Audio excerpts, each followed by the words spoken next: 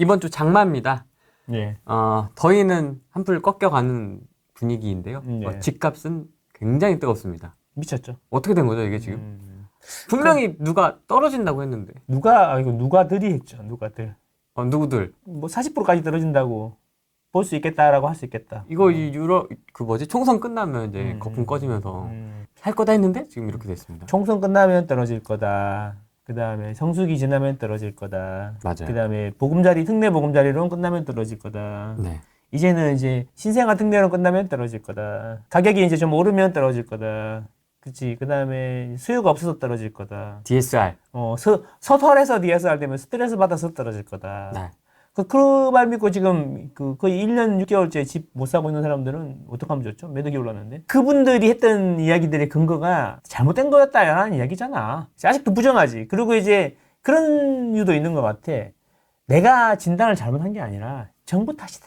이게 나라냐? 내가 진단을 잘못한 게 아니고 이 시장이 원래 꼬꾸라져야 되는데 정부가 인위적으로 바치고 있는 거다. 건설사들 무너질까봐. 그 토건족들하고 결탁한 정부가 건피야. 그렇지. 예, 정부가 이게 잘못하고 있는 거다. 이런 얘기까지 나오고 있는 거죠. 그렇습니다. 지금 그런 상황입니다. 이제 산으로 가고 있는 거죠. 배가 산으로 가고 있는 거죠. 안 그래도 부동산 시장에 부동산 안 하고 주식 전문가들이 와서 시장을 막 조정을 하더니 이제 네. 산으로 가고 있는 거죠. 전망이. 이게 산으로 가고 있는 건지 아니면 누가 진실을 예고하고 있는 건지 지금 헷갈려 하시는 분들도 있습니다. 전망이라는 배는 산으로 가고 있고 네. 원래 이제 현실이라는 배는 자기 갈 길을 가고 있는 거죠. 가고 있는 거다. 그렇죠. 근데 조금 이렇게 좀 흥분한 것 같아. 내가 보기엔. 그래서 내가 올 초에 와서 나는 가슴이 두근두근 하는데 여러분은 어떠신가 모르겠어요. 맞아, 그 얘기했었죠. 이런 이야기 했거든요. 오를 것 같아서 두근두근 하다 그랬는데 맞아요. 내 예상보다 너무 빨리 올라서 조금 걱정이 됩니다. 근데 결국에는 그게 중요한 거죠. 지금 당장 오르고 내리는 게 중요한 게 아니라 최소한의 매매 주기라는 게 있잖아요. 부동산이라는 게 2년이잖아요. 2년. 최소한의 매매 주기 2년. 뭐 법인들 우리가 막 단타를 팍팍 치고 뭐 이런 게 아니잖아요. 우리는 네. 평범한 서민이잖아요. 우리는 적폐가 아니고 그냥 평범한 서민이잖아요. 그죠? 그렇죠. 평범한 서민인데 그냥 동네 아재 이런 사람들이잖아요. 우리는 이제 이렇게 많이 거래해봐야 2년에 한두 번 이렇게 거래하시는 분들은 기준으로 보면은 2년 뒤에 결국 성과가 어떻게 될 거냐 이런 건데 그게 2년 동안 이렇게 올라주면 되게 해피하지. 근데 이렇게 갈 거라는 거야. 이렇게 계단식으로 이렇게 간다고 하시는 심 교수님은 계단식으로 이야기하시던데 근데 어쨌든 이렇게 왔다리 하면서 이렇게 갈 거라는 이야기인 거지. 그냥 결국에는 2년 뒤를 생각하면서 뭐 사고 팔고 해야 되는데 당장 오늘 뭐 매물이 들어갔네 나왔네 뭐 누구는 팔리지도 않네 이런 이야기에 너무 집중하지 말고 2년 뒤에 어떻게 될까 이런 거에 집중했으면 좋겠다. 어쨌거나 지금 분위기는 매우 핫하다. 매우 핫하다. 핫하다. 핫하다. 봅시다. 모든 사람들의 생각은 자기가 본 곳에 기반해서 한다. 이게 서울이다, 서울. 서울인데. 요즘 겁니까? 아니면 2020년 거 가지고 아니, 최신 망고맵이죠. 이게 빨간색으로 표시하는 건데, 역시나 보면 지금 거래량도 많고, 한강 벨트. 한강 팔대장. 한강 벨트가 핫하네요, 핫해. 그쵸. 그렇지 않습니까? 이게 광진, 성동, 용산, 마포까지. 요렇게 보면은 여기가 이제 광진구는 그런데 성동구나 마포구는 우리가 딱 마레프, 옥수 파커이스 딱 요 두 개가 대표적이에요. 레미안 리브제. 여기 보면 딱 그냥 제일 먼저 가보는 데잖아요. 이런 데가 많이 오르고 있다. 이렇게 보시면 되겠다. 그 서초구도 여전히 분위기 좋고 강남 3구에서 시작했던 게 점점 위로 가고 있는데 최근에는 아마 조만간에 강동구가 폭등했다는 이야기가 나올 겁니다. 강동이요? 예, 강동구가 거래가 되게 많이 됐어요. 근데 이게 조금 느리잖아요, 얘가 조금 느리네. 한두 달 느리기 때문에 최근에 이제 그라시움. 강동구 가면 그라시움 아닙니까? 그 다음에 그 옆에, 그라시움이 안 돼? 아르테온. 두 개가 쌍벽을 이루고 있잖아요. 근데 그라시움이 20억 썰이 있는데 이게 물론 확인해 봐야 되겠지만 20억이 거래가 됐는지 안 됐는지는 나와봐야 알겠지만 19억 원저리에서는 그 실거래가 좀 된 것 같거든요. 그래서 그런 거 보면은 이제야 강동이 20억을 찍었다. 강동 20억. 그러면 그 다음에 어디가 될 거냐? 이런 이야기 있잖아요. 그런 이야기는 좀 이따가 뒤에 해드릴게요. 네. 그래서 전체적으로 보면은 서울은 강남 3구에서 출발한 것들이 한강변을 지금 붉게 물들이고 있다. 붉은 수수밭이 아니라 붉은 아파트밭. 그래서 이 온기가 옆으로 퍼지려면 시간이 조금 걸릴 거다. 그래서 이제 이런 이야기가 어디가 올랐어요? 우리 집 노원에 상계주공 아파트는 시작도 했는데요. 안 올랐는데요? 안 올랐는데요. 아니 약 올리나요? 막 이렇게 이런 거. 아직도 힘든데요. 안 올려 뭐 매수세도 없어요. 막 이렇게. 그러니까 이게 안 오르는데 얼른 팔고 지금 오른 데를 잡아야 되나요? 이 이야기인 거잖아요. 다 그 이야기잖아요. 그렇죠? 네, 네. 팔아야 되나요? 말아야 되나요? 이런 이야기잖아요. 팔고 더 좋은 데로 가고 싶다. 뭐 성동으로 가고 싶다. 이런 이야기잖아요. 어떻게 해야 됩니까? 이런 이야기인 거죠. 다 그 고민에 빠져 있는데. 그러니까 그 질문은 이제 어떻게 보면 어리석은 질문일 수도 있어. 왜요? 결국 다 오르거든. 돈 되면 압구정동 사면 되죠. 압구정동 안 돼? 강남 대치동 사면 되죠. 대치동 안 돼? 그러면 성동구 사면 되죠. 성동구 안 돼? 그럼 어디 사요? 그런 식으로 계속 이제 자기만의 강남이 필요한 거고, 결국 상급지가 길게 보면 더 많이 오르니까. 당장 그러면 우리 건 안 올랐고 성동구는 많이 올랐어. 그럼 어떻게 해야 돼? 성동구를 사게 되면은 이제는 한참 동안 안 오를 수도 있어. 많이 올랐으니까. 판 게 올라 이제. 그렇지. 판게 올라. 그러니까 이제 이건 거죠. 단기적으로 보면 어쩌면 반등을 안 한 게 다음 순서일 수 있어. 짧게 보면 2년 딱 단위로 보면. 그래서 단기적으로 보면은 그 다음 타자를 미리 선점하는 게 맞지. 아직 안 오른 그 다음 타자. 내가 보기에. 그래서 올 초에 이제 누가 전망을 좀 책을 써달라 그래갖고 책에 낸 게 있는데, 그때 내가 다른 분들은 전부 다 고점 대비 저점 대비 몇 프로 이상 오른 거를 사라 이런 얘기인데, 저는 저점 대비 몇 프로 이상 안 오른 걸 공략해라 이런 이야기 많이 했었거든. 예, 그런 것처럼 짧게 보면 그렇다는 거고, 길게 보면 입지에 수렴하는 거니까, 그러면 좋은 대로 땡빚을 내서라도 가서 물론 대출은 자기 능력 범위 내에서 해야 되지만 가서 깔고 앉아야 되는 거죠. 이게 시간의 차이인 거죠. 짧게 보느냐 길게 보느냐.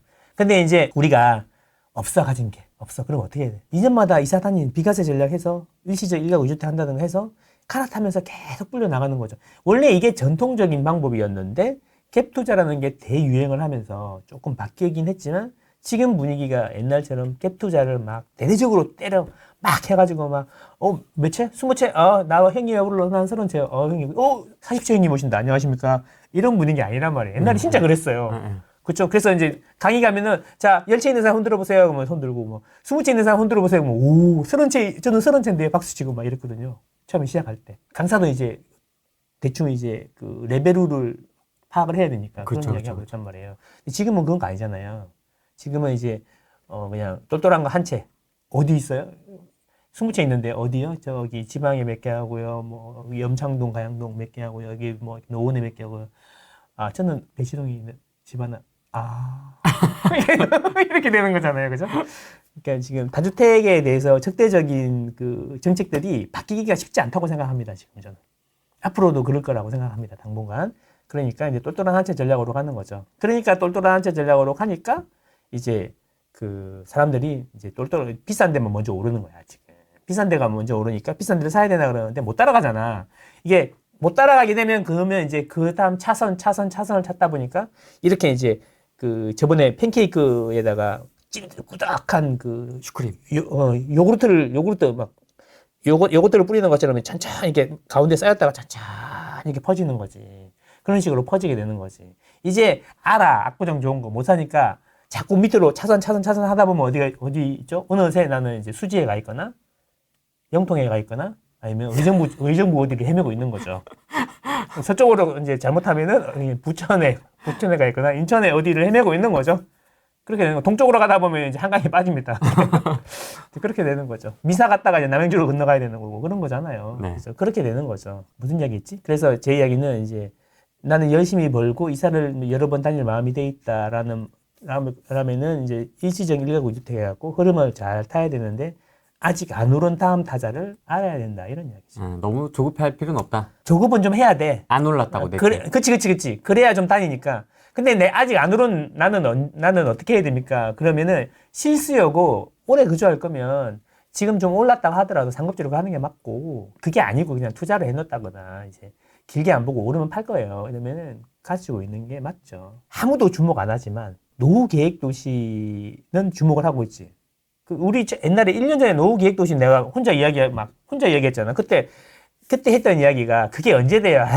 막 강남도 지금 안 되는데 막 이랬잖아요. 근데 그때 제가 했던 이야기가 뭐냐면 정치인들이 앞으로 계속 이슈를 만들 거다. 그래서 계속 이게 관심이 올라갈 거다. 지금 어떻게 됐어? 1년 전이니까. 지금 뭐 그것도 샀으면 설명회마다 정치인들이 등판을 하고. 그렇지. 지금 뭐 장난 아니잖아요. 근데 이 이슈가 아직 끝나지 않았거든. 계속 끌고 갈 거야 아마. 계속 끌고 갈 거라고. 그래서 선도지구는 무조건 하나는 해야 돼. 임기 끝나기 전에. 그런데 자정하게 보면 이 재개발 재건축이라는 거는 행정적인 절차의 비즈니스고, 이 절차의 비즈니스라는 건 뭐냐면 규제의 비즈니스고, 이 절차 뭐 도장을 찍어야 다음 단계로 진행되는 거 아닙니까? 조합이 설립되면 오르고, 그 다음에 시공사 정하면 오르고, 뭐 이렇게 사업 시행 이관하면 오르고, 계속 이렇게 점점 올라가는 건데, 그 절차가 진행되려면 지자체장이 도장을 찍어야 되는 거잖아. 그래서 지자체장의 마음이 되게 중요한 건데, 노후계획도시특별법은 사실은 정부에서, 정부에서 이렇게 끌어주고, 그 다음에 지자체장들이 반응해야 하고 같이 가는 그런 시스템인데, 사실 노후계획도시가 1기 신도시만 있는 건 아니잖아. 그렇잖아요. 다른 데는 어떻게 할 거야? 그래서 서울시장 같은 경우에는, 서울시장은 어떻게 보면 지금 정부하고는 약간 결이 다르지. 그 다음에 내가 돼야 되는 사람이잖아. 그죠. 그러면 이제 색깔을 좀 다르게 가야 될 거 아니에요. 노후계획도시 거기죠. 경기도 1기 신도시? 나는 그러면 여의도. 나는 이제 압구정. 난 한강. 한강 이렇게 했는데 옛날에는 그 전략이었잖아. 그래서 오세이돈이라고 그랬잖아요. 오세이돈. 그렇게 말하시는 분들도 있는 것처럼 보였어요. 근데 오세이돈이라고 그랬는데 이 생각해보니까 이거지. 표는 집토끼가 있고 나간 토끼가 있구나. 근데 이거 집토끼 가지고는 안 되겠다. 왜냐하면 빨간색이 먹은 게 별로 없으니까. 이제 중간지대에 있는 애들을 잡아야겠구나. 나간 토끼를 잡아야겠구나. 그 나간 토끼들은 강북에 많구나. 강서에 많고. 그래서 제일 먼저 나온 게 강서 프로젝트 했고, 그 다음에 강북 대개조 프로젝트 해가지고 지금 빡시게 밀고 있잖아요. 대개조. 그 대개조면 이거 완전 지금이 엄청 이상하다는 이야기잖아. 대개조 한다는 이야기인데, 대개조 프로젝트를 하는데, 근데 그게 얼마 전에도 그 상계, 중계, 그 지구단위 계획을 열람을 했거든요. 근데 거기 내용을 보면 무슨 생각이 드냐면, 노후계획도시를 굳이 할 필요 없다. 오세훈이가 해주는 대로만 해도 꽤 괜찮겠다. 60층까지 해준대요. 강북에 지하철역 근처에 60층까지 해준다는 거예요. 그러면 용적률을 이제 준주거지역으로 하고 400% 이상 쭉 올려주겠다는 이야기거든. 그러면은 노후계획도시랑 뭐가 다를 게 있지? 그렇지 않나? 근데 이제 그 오세훈 서울시장 입장에서는 이제 뭐 그 사람 마음을 잘 모르겠지만 제가 예측컨대 꿈은 있을 거 아니야. 꿈은 서울시장보다 더 높은 자리를 원하는 거 아닙니까? 야망이 있는 사람들인데. 그 야망을 풀기 위해서는 첫 단추가 일단 정부하고는 약간 다른 결로 나도 이러고 있다라는 거를 좀 해야 되니까. 노후계획도시를 하려고 그러면 노후계획도시에 맞게 계획을 짜야 되거든요. 그 계획 짜는데 2년 걸려요. 그러니까 서울 시내 노후계획도시를 적용하기는 사실상 이번 정권 안에는 무리가 있다라고 보는 것도 틀린 말은 아니다라는 거죠. 대신에 이제 그걸 안 하고 자기만의 색깔을 넣어가지고 하겠다는 거지. 그런 것들이 이제 점점 서울시에서 똑같이 이슈로 만들 거라는 이야기야. 이슈화 하려고 하는데 잘 안 될 뿐이지. 그러면 1년 전에 우리가 분당을 노후계획도시, 1기 신도시 특별법 할 때 바라봤던 시점하고 똑같은 마음으로 지금 그걸 보고 있는데, 별로 관심도 없고 보고 있는데, 이게 6개월 지나고 좀 더 지나면 이게 부각이 될 수가 있겠다. 이런 이야기죠. 그래서 제 이야기는 뭐냐면, 이제 A급지, B급지는 가만히 둬도 그냥 올라요. 마용성까지는 가만히 둬도 오르는데, 그 다음이 문제인데, 그 다음에 있는 사람들의 표심을 흔들어야 된단 말이야. 그 다음 지역이 어디일 건지를 잘 보고, 이제 거기 미리 선점하는 전략을 써야 된다는 거죠, 지금. 연분홍. 시뻘건데 말고. 연분홍. 지금 이게 조금 통계가 느리다고 하면 지금 이런 데도 지금 하얀데. 연분홍이라든지 하얀데 이런데 이런데 있지 않습니까? 이런데 노도강, 금강구 이런데 들어오른 것 같은데. 이런데. 그치 이제 근데 여기는 이제 이게 잘 골라야 돼 이제 잘 골라야 돼. 답이 없는 지금은 제일 인기 없는 게 뭐냐면 15년에서 25년인데 재건축 안 되는 거. 그게 제일 인기가 없거든. 그거 말고 잘 골라요. 근데 너무 이제 완전 썩은 거 있잖아. 25년 넘고 재건축 한 해 만에 이런 것들은 사업성이 나오는 걸 하는 게 좋은데 그 사업성은 그 서울시가 만들어주는 거예요, 사실은. 용적률을 올려주면 되는 거예요. 근데 용적률을 다 안 올려준단 말이야. 용적률을 올려주는 이슈가 있는 곳을 먼저 선점해야 돼요. 그게 이제 그 다음 테마다. 노후계획도시 다음 테마고 서울시에서 이제 그쪽을 집중적으로 밀어주려고 준비하고 있다. 이런 이야기죠. 되게 활발하게 하고 있습니다. 그리고 이 도시계획이라는 거 10년 단위로 짜잖아요. 10년 단위로 새로 짜는데 5년마다 또 대대적으로 업데이트를 하잖아. 내년이 2025년이잖아요. 그래서 그거를 이제 자기가 안 하고 용역을 발주해서 하잖아요. 그 용역 발주들이 작년에 엄청 많이 했단 말이에요. 그 결과물들이 이제 하반기부터 쭉 나올 거란 말이지. 그걸 적용해갖고 또 대대적으로 대개조하려면 대개조라는 게 이퀄 용적률을 이빨 올려준다. 근데 그럴싸해야 될 거냐. 뭐 계약서만 다 올려주면 안 되잖아. 그러니까 그럴싸한 데가 어딘지 이런 걸 생각해 봐야 된다는 거죠. 이제 그게 제일 중요하게 생각해 역세권이라는 거예요. 역세권. 무슨 지구의 중심 이런 이야기 하는 게 뭐냐면 그 얼스의 뭐 센터 이런 이야기 아니라 그 지역의 중심을 키우겠다라는 건데 사람들이 많이 몰리게 만들겠다는 거잖아요. 사람들을 많이 몰리게 만들려 그러면은 기본적으로 유동인구가 좀 있어야 되고 거기에 이제 용적률을 이빨 줘가지고 상업시설을 대대적으로 유치해야 되는데 사람들 어디로 몰려? 전문 사람들이 다 지하철역 근처로 모이잖아. 그래서 역세권을 대대적으로 올려주겠다 이런 계획을 짜는 거지. 그러면 이제 그 다음 단계는 뭘까? 그러면 역세권은 사람이고 우리는 주동아리요? 이런 이야기 나올 거 아니야. 그런데도 또 전체적으로 올려주는 계획을 또 만들고 계속 그렇게 해나갈 거라는 이야기죠.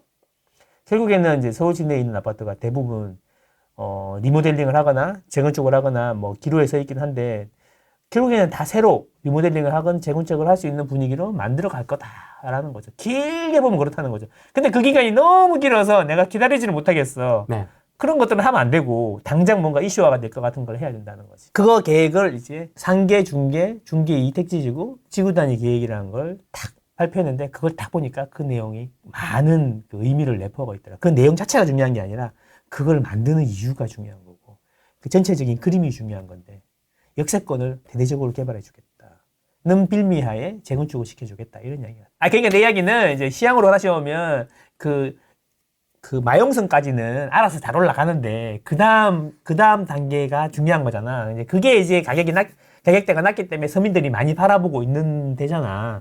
그러니까 그런데도 작업을 하고 있으니까 서서히 이렇게 막 이렇게 꾸덕한 그 슈크림이라고 그러는데 슈크림보다 더 꾸덕한 꿀 같은 거 있잖아. 꿀이 이렇게 안 퍼지잖아. 이렇게 가운데 쌓여가지고 서서히 퍼지잖아. 시간이 필요하다라는 거죠.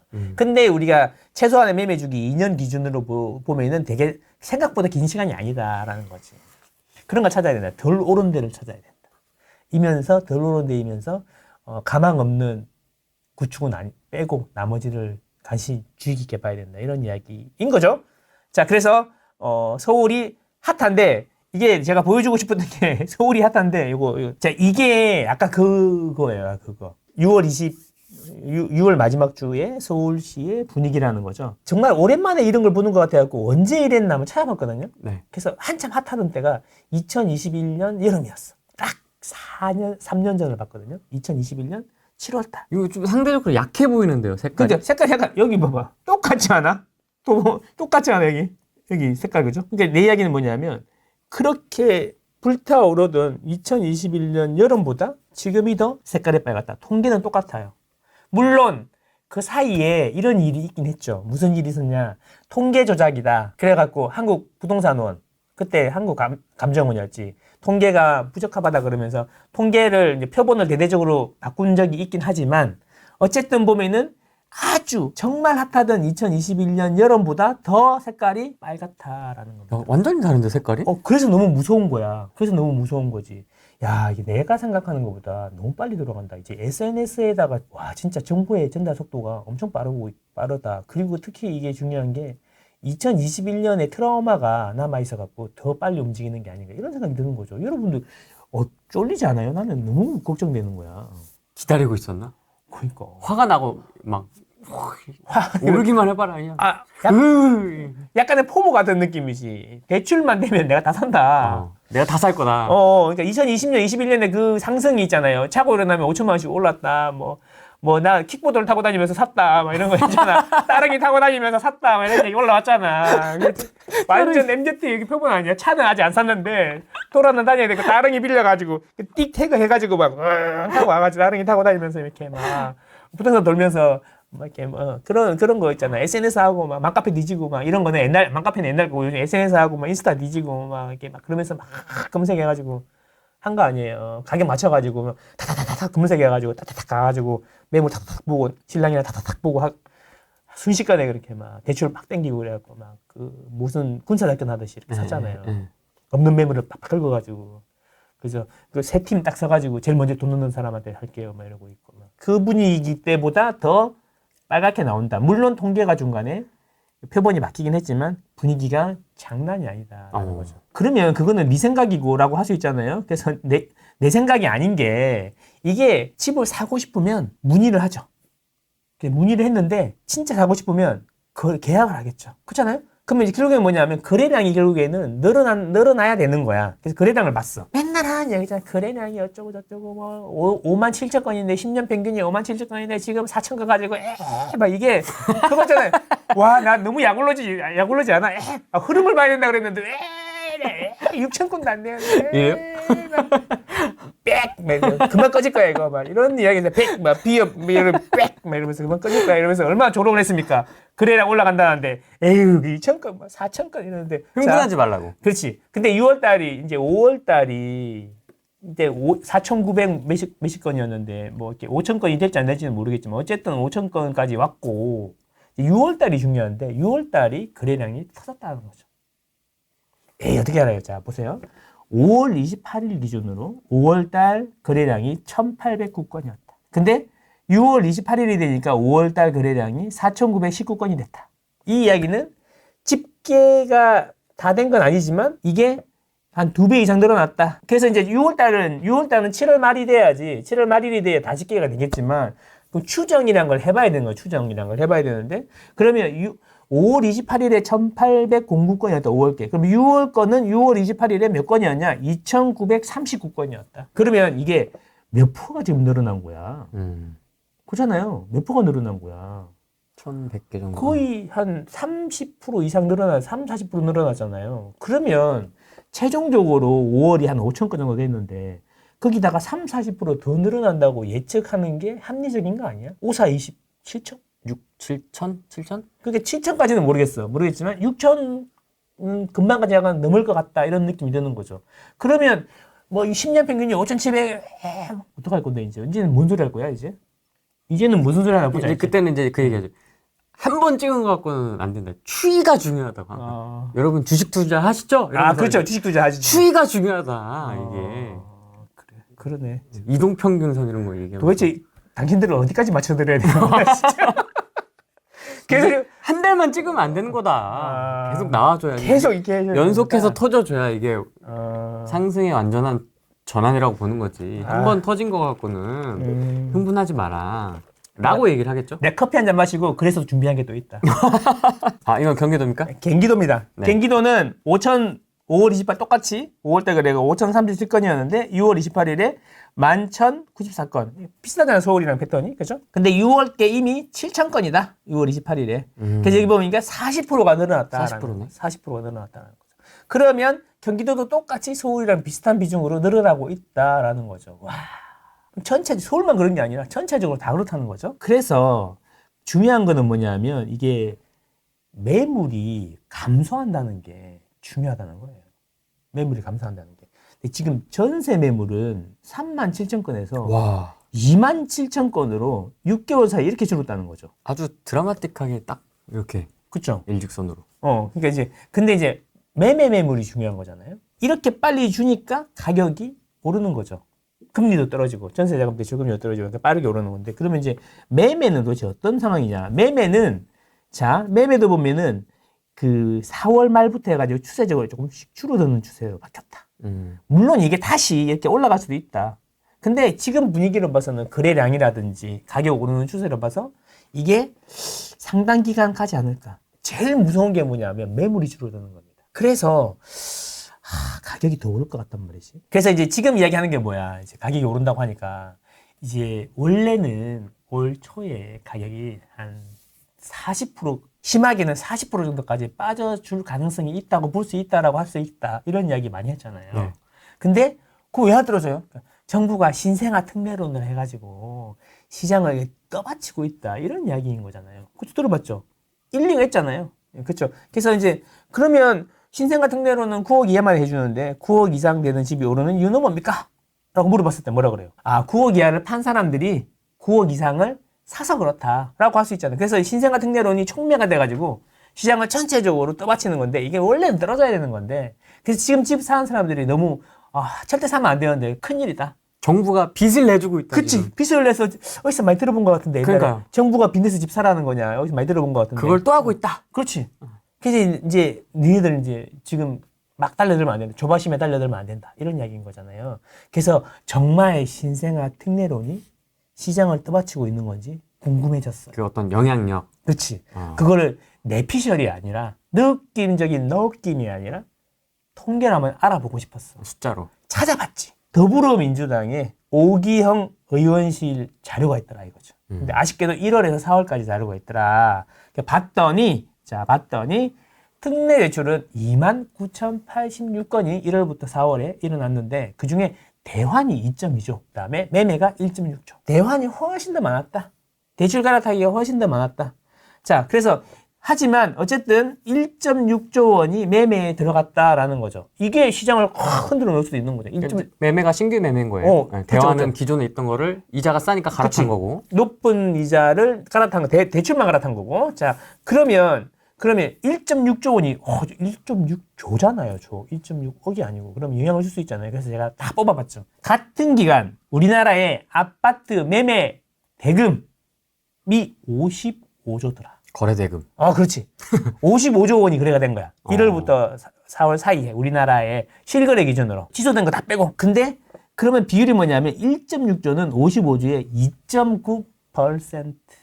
약 3%. 그렇지. 약 3% 정도더라 이거지. 그러면 이 3%가 시장을 받치고 있다?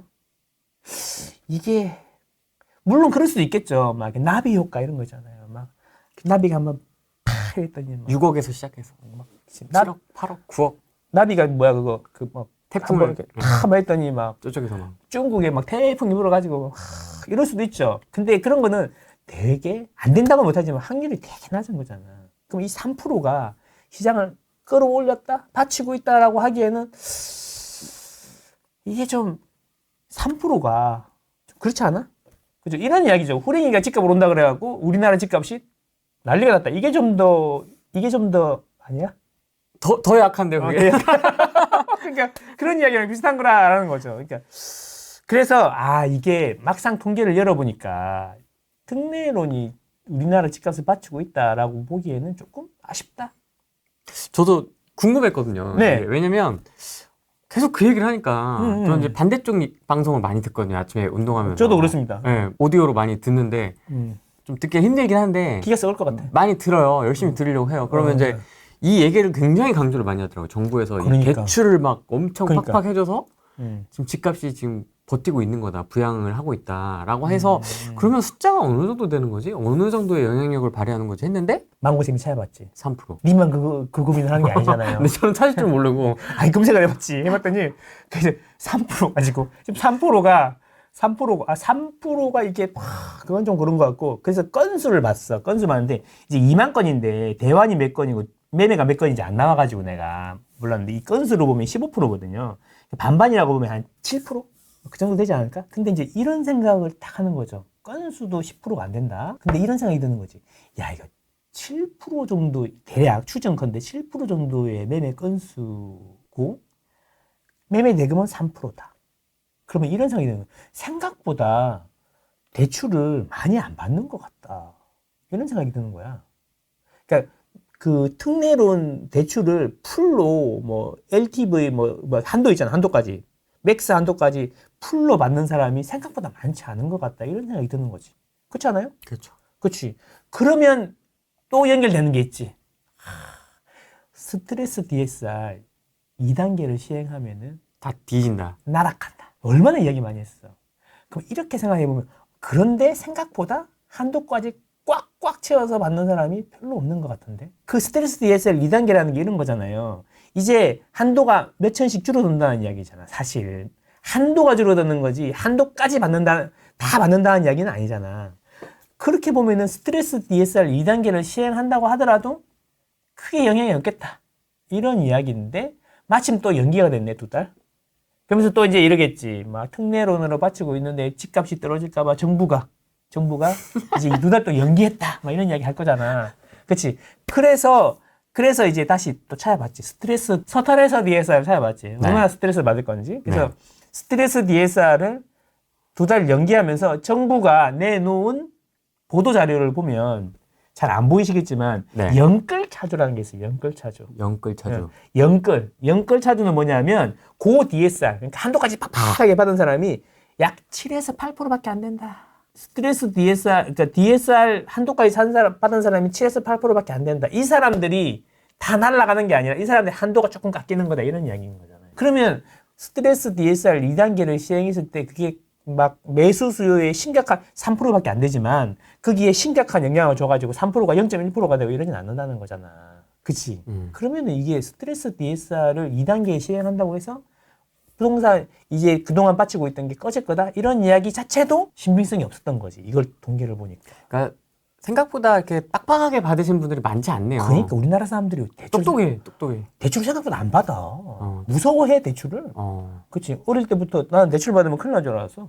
우리 엄마 꼭 우리 아버지 친구 중에는 빚부정 쓰다가 망한 사람이 한 3명 정도 항상 있거든. 옛날에 그렇죠. 그쪽 아버지 그런 드라마도 많았잖아요. 그래, 보증 그러니까. 때문에 막 길거리에 나앉는 빨간 딱지 붙어가지고 막 울고 있고 막. 울고 있고 엄마 아빠 왜 우는지 몰라고 와 이사가 나있을 때 많이 이렇게 재밌다 막 이러면서 놀고 있고. 그러니까 그런 거 많잖아요. 한 대는 안 는다 이런 이야기 많이 했잖아. 빚 많이 내면. 그래서 생각보다 빚을 많이 안 내고 그거는 통계로 나타나는 게 그거죠. 우리나라 가계 재무제표 그런 걸 한국은행에서 1년마다 공개하잖아요. 거기 보면 실제로 이제 부채 비중이 상당히 낮다는 거죠. 매우 우리나라 가계는 매우 건전하다. 그걸 보면은 연체율이 1%도 안 되고 0. 몇 %대에서 맨날 노는 게 그것 때문에 그런 거다라는 거죠. 그럼 이제 이런 이야기 나오면 또 그다음 나올 이야기가 또 있잖아. 레퍼토리가 또 있잖아. 또 뭐 있죠? 정부가 이렇게 됐고 하니까 가계 부채가 GDP 대비 지금 세계 탑급이다. 이렇게 가계 부채 부실로 인해서 우리나라는 다시 폭망할 것이다. 그러니까 대출 받아서 집 사지 마라. 곧 나라 망한다. 이런 이야기죠. 그러니까 정부가 빚을 내서 집을 사게 만들어 가지고 가계 부채 문제를 조장하고 있다. 소비가 줄어들면서 경기가 침체되는 거 아니냐 이렇게. IMF 때보다 심각하다. 집도 안 사면서. 그렇죠. 그런 거잖아요. 그래서 이제 그것도 또 그 이야기 또 하면은 그 우리나라 그 한국은행에서 매년 나오는 거에 보면은 우리나라 가계의 부채 비율은 17%다. 진짜 낮다.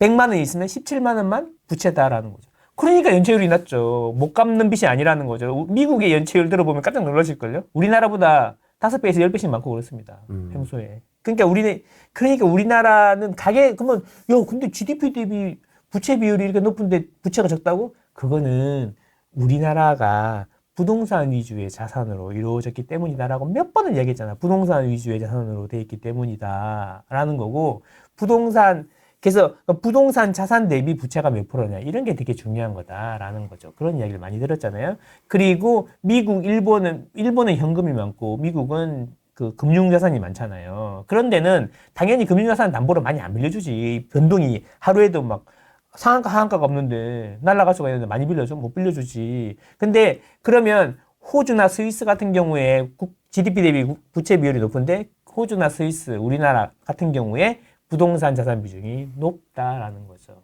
그게 부동산 자산 비중이 높은 나라의 특징이 GDP 대비 부채 비중이 높은 거다라는 겁니다. 답답하다 나는 진짜. 그러면 또 사람들이 이런 통계를 안 내니까 그런데 우리나라 아파트만 하면요. 우리나라 가계부채가 700조가 좀 넘어요. 엄청 많지 않습니까? 700조. 와.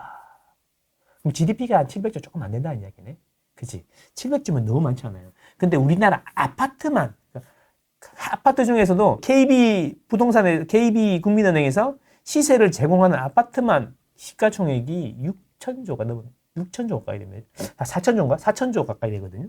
그럼 그렇게 보면 딱 17% 나오잖아. 거기다가 이제 빌라나 뭐 오피스텔 이런 거 다 합치면 실제로는 부채 비중이 상당히 밑으로 줄어든다는 거죠. 이제 다음 레퍼토리가 나올 거다. 이제 집값이 자꾸 또 오르면 정부의 이제 소행이다 이러면서 이제 또 이게 나라냐 국가 부채가 문제 걱정이 된다. 똑같은 레퍼토리가 또 나올 거지만 이게 나라냐. 그래서 이제 배는 산으로 전망이라는 배는 산으로 가겠지만 현실이라는 배는 점점 또 가격이 오를 거다 이러면서 그래서 미친 나라 집값이 미친 나라 또 이러면서 또 나오게 썸네일 딱 나왔잖아요.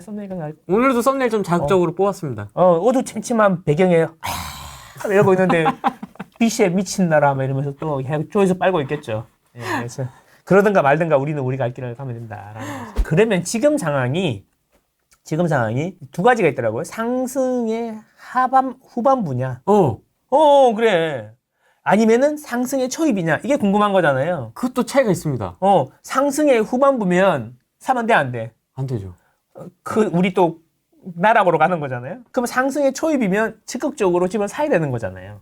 그렇죠. 그렇죠. 그러면 이제 그거를 어떻게 판단할 거냐, 이제 이런 이야기 되잖아요. 그러면 이렇게 되면 또 뇌피셜이 또 나오겠죠. 망고쌤의 뇌피셜. 그리고 유튜브에 있는 수많은 조회수 잘 나오는 부동산 전문가님들 계시잖아요. 그 님들의 또 뇌피셜이 나오시겠죠. 네. 그래서 뇌피셜 말고 객관적인 자료가 없을까 또 찾아봤지. 데이터. 나왔어 또. 국토연구원에서 또 나왔어. 국토를 또 연구한다네. 이분들이 유튜브는 아닐 거 아니야. 이렇게 차분히 앉아서 연구하셨겠지. 그래서 네. 보니까 이게 재밌는 게 상승기 주택시장 참여자들은 어떻게 행동했을까 이런 게 나오더라고요. 뭐야? 그 뭐냐면 상승 초입에는 거래량이랑 가격이 어떻게 되고 상승 후반부에는 거래량이랑 가격이 어떻게 되고 가격이 오를 때는 이런 순서로 오른다는 믿음이 있더라. 이런 이야기인 거죠. 되게 재밌는 게 뭐냐면 그러면 이제 요거 보고서를 보면 이런 거죠. 그러면 지금 상승의 초반인지 후반인지 알 수 있고 두 번째, 그리고 사람들이 집값이 오르는 순서를 기억하고 있다는 거예요. 강남이 오르면 그 다음 어디가 오르고 어디가 오르고 어디가 오르고 이런 순서가 머릿속에 박혀있고 박혀있기 때문에 그 패턴대로 행동하는 것 같아. 이런 보고서인 거죠. 여기에 초반에 상승의 초반이라고 하면 집을 사야 되고 그 다음에 아까 처음에 물으면 다시 돌아가서 그래서 어디를 사라는 겁니까? 이미 오른 거 사야 되는 겁니까? 아니면은 이제 안 오른 거 사야 되는 겁니까? 안 오른 거 사야 되는데 빨리 그 다음 오를 단계 지역은 어디입니까? 상품은 뭡니까? 이런 거에 답을 줄 수 있을 것 같다. 이게 연결되네요. 이렇게 이게 내가 다 연결해서 온 건데 이 맥락이 있다는 거예요. 빌드업 질입니다. 질이죠. 예. 후랭이 나오면서 이게 너무 연구를 많이 하는 것 같아요. 주택 가격 상승 순환 꼬리가 있더라. 이게 무슨 소리냐? 자, 일반적으로 집이 오를 때는 이렇게 하더라. 집값이 조금 올라. 지금처럼 조금 오르면 사람들이 가격 상승에 대한 기대가 높아져. 집이 오르나 보네? 두 가지가 있겠죠. 두 가지 사람이 있겠죠. 집이 있는 자, 집이 없는 자. 네. 집이 있는 자들은 어떻게 할까요? 상승의 기대가 높아지면. 이제 기다리는. 안 팔아요? 매물 내놨다가 어떻게 해요? 안 팔아요? 그리고 이제 또는 계좌 보류. 5천만 올려줘봐요. 앉은 자리에서. 5천만 올려봐. 실은 말아요? 이런 느낌으로 가잖아. 그래서 지금 가보시면 다 어때요? 가격이 지난주보다 2, 3천 오른 가격이고 막상 전화해보면 안 판다는 사람도 있고 그래서 급매인 것처럼 네이버에 올라와서 전화해보면 나갔다 그러는데 나갔다 그러고 이런 분위기가 벌써 나오잖아. 물론 전방위적으로 그런 건 아니야.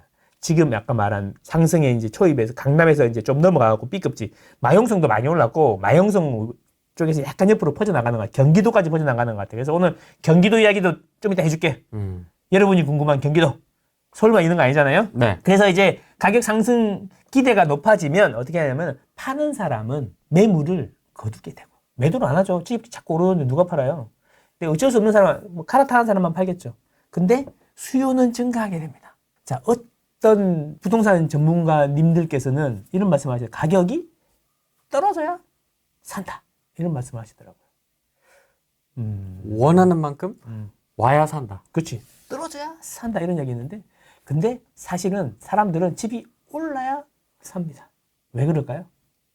집이 올라야 오를 것 같은 기대가 커지는 거죠. 사람들은 오르는 걸 봐야 집이 오른다고 생각하는 거죠. 그렇죠. 그렇죠. 그래서 집이 오르면 사람들이 집을 살라고 자꾸 전화하고 문의하고 찾아오는데 파는 사람은 집이 오를 건데 왜 팔아요? 그렇죠. 그래서 파는 사람들은 진짜 팔고 이사 가는 사람 아니면 안 판다는 거죠. 그래서 팔아볼까 내놨던 사람들은 어떻게 매물을 거두거나 하면서 매물을 주는 거죠. 그럼 어떻게 되냐면 거래량이 줄어요. 거래량이 줄면서 가격이 빠르게 올라. 쉽게 말하면 점상한가가 오는 거죠. 툭툭툭. 그렇죠.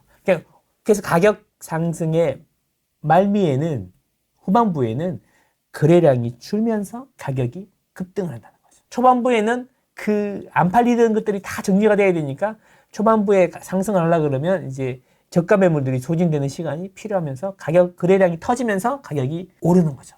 이게 전반부냐 후반부냐 사람들의 행동 패턴을 보면은 전반부에는 거래량이 늘면서 가격이 오르는 거고 후반부에는 거래량이 줄면서 가격이 폭등한다.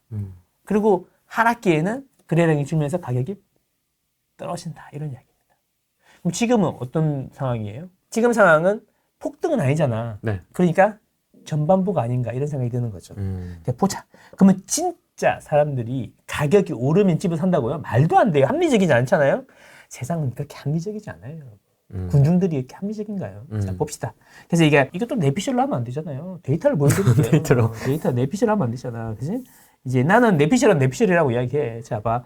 이게 뭐냐 하면은 이 형광색 있잖아요. 형광색이 뭐냐면 그 KB에서 제공하는 매수심리입니다. 매수심리. 매수심리 뭐냐면 그냥 부동산에 전화해.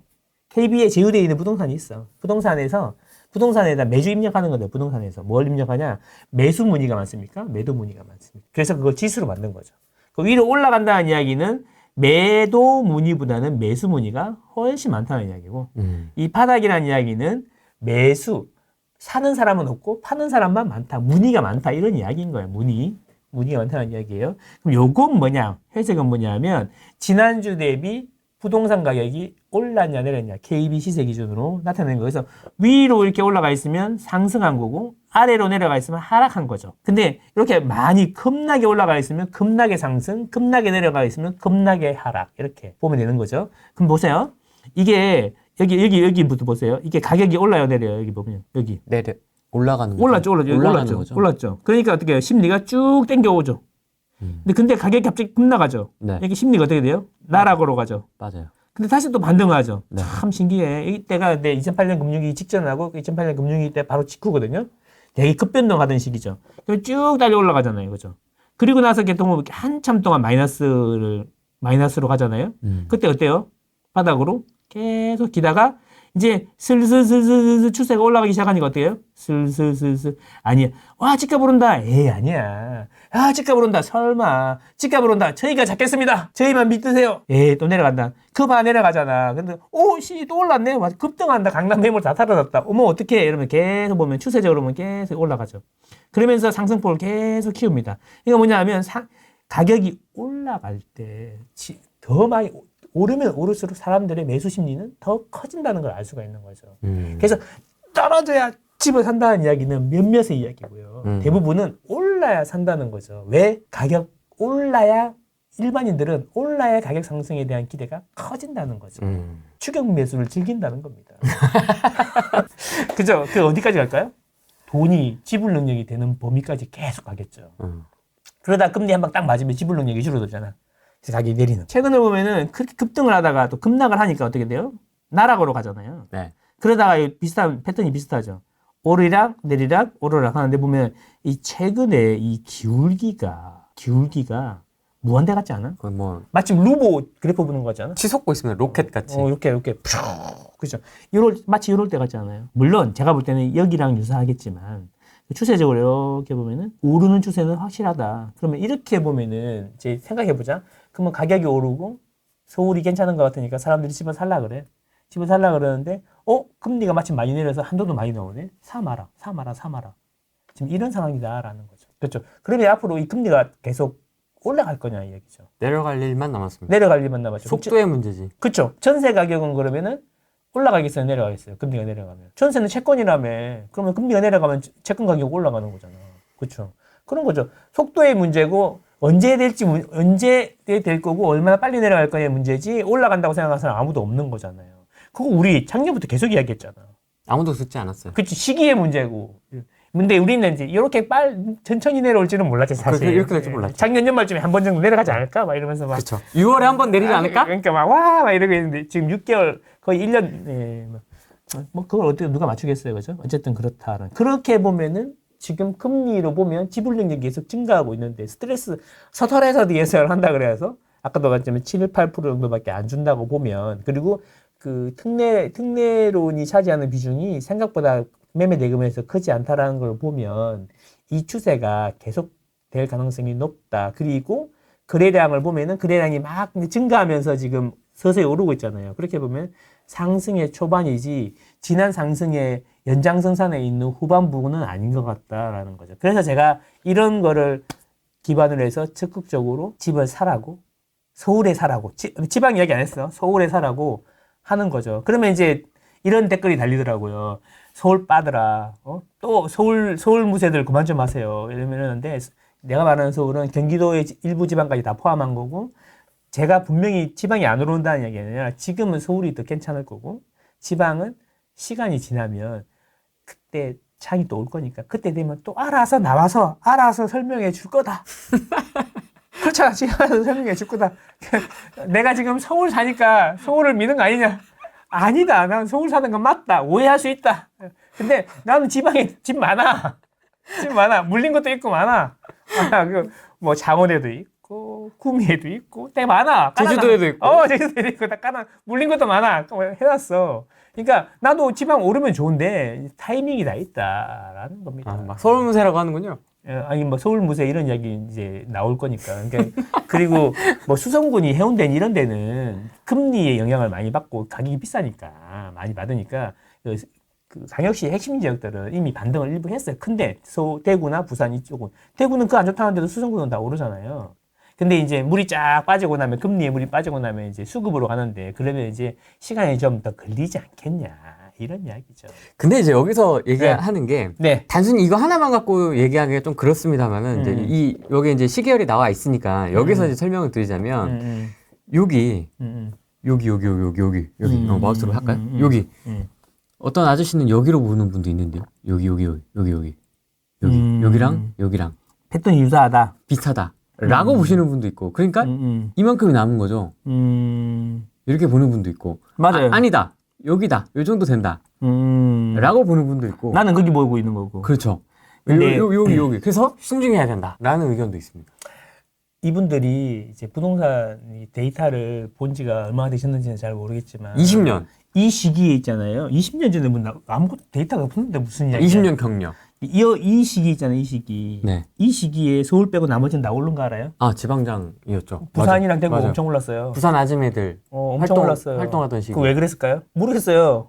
그때는 물량도 적었고요. 이제 위기 끝났으니까 뭐 올랐겠죠. 그리고 서울 같은 경우에는 매매는 안 올랐죠. 왜? 여기 뭐 매수 심리는 없었어요. 매수 심리는 없었단 말이죠. 근데 매수를 안 하면 어디로 가야 돼요? 전세. 그 전세 가격이 미친 듯이 올랐죠. 전세가 더블로 올랐죠. 매매 거보다 더 빨리 올랐죠.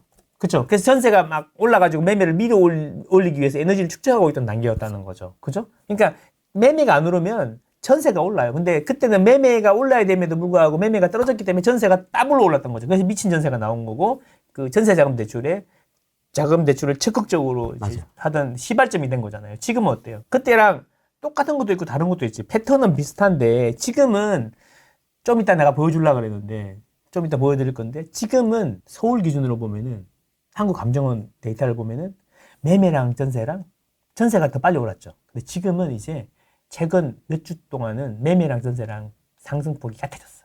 갭이 안 붙고 그냥 벌어질 수도 있다니까. 갭이 안 붙고요, 여러분. 지금 있잖아요. 매매 전세 갭이 안 붙고 매매가 날아갈 수 있다고요, 여러분.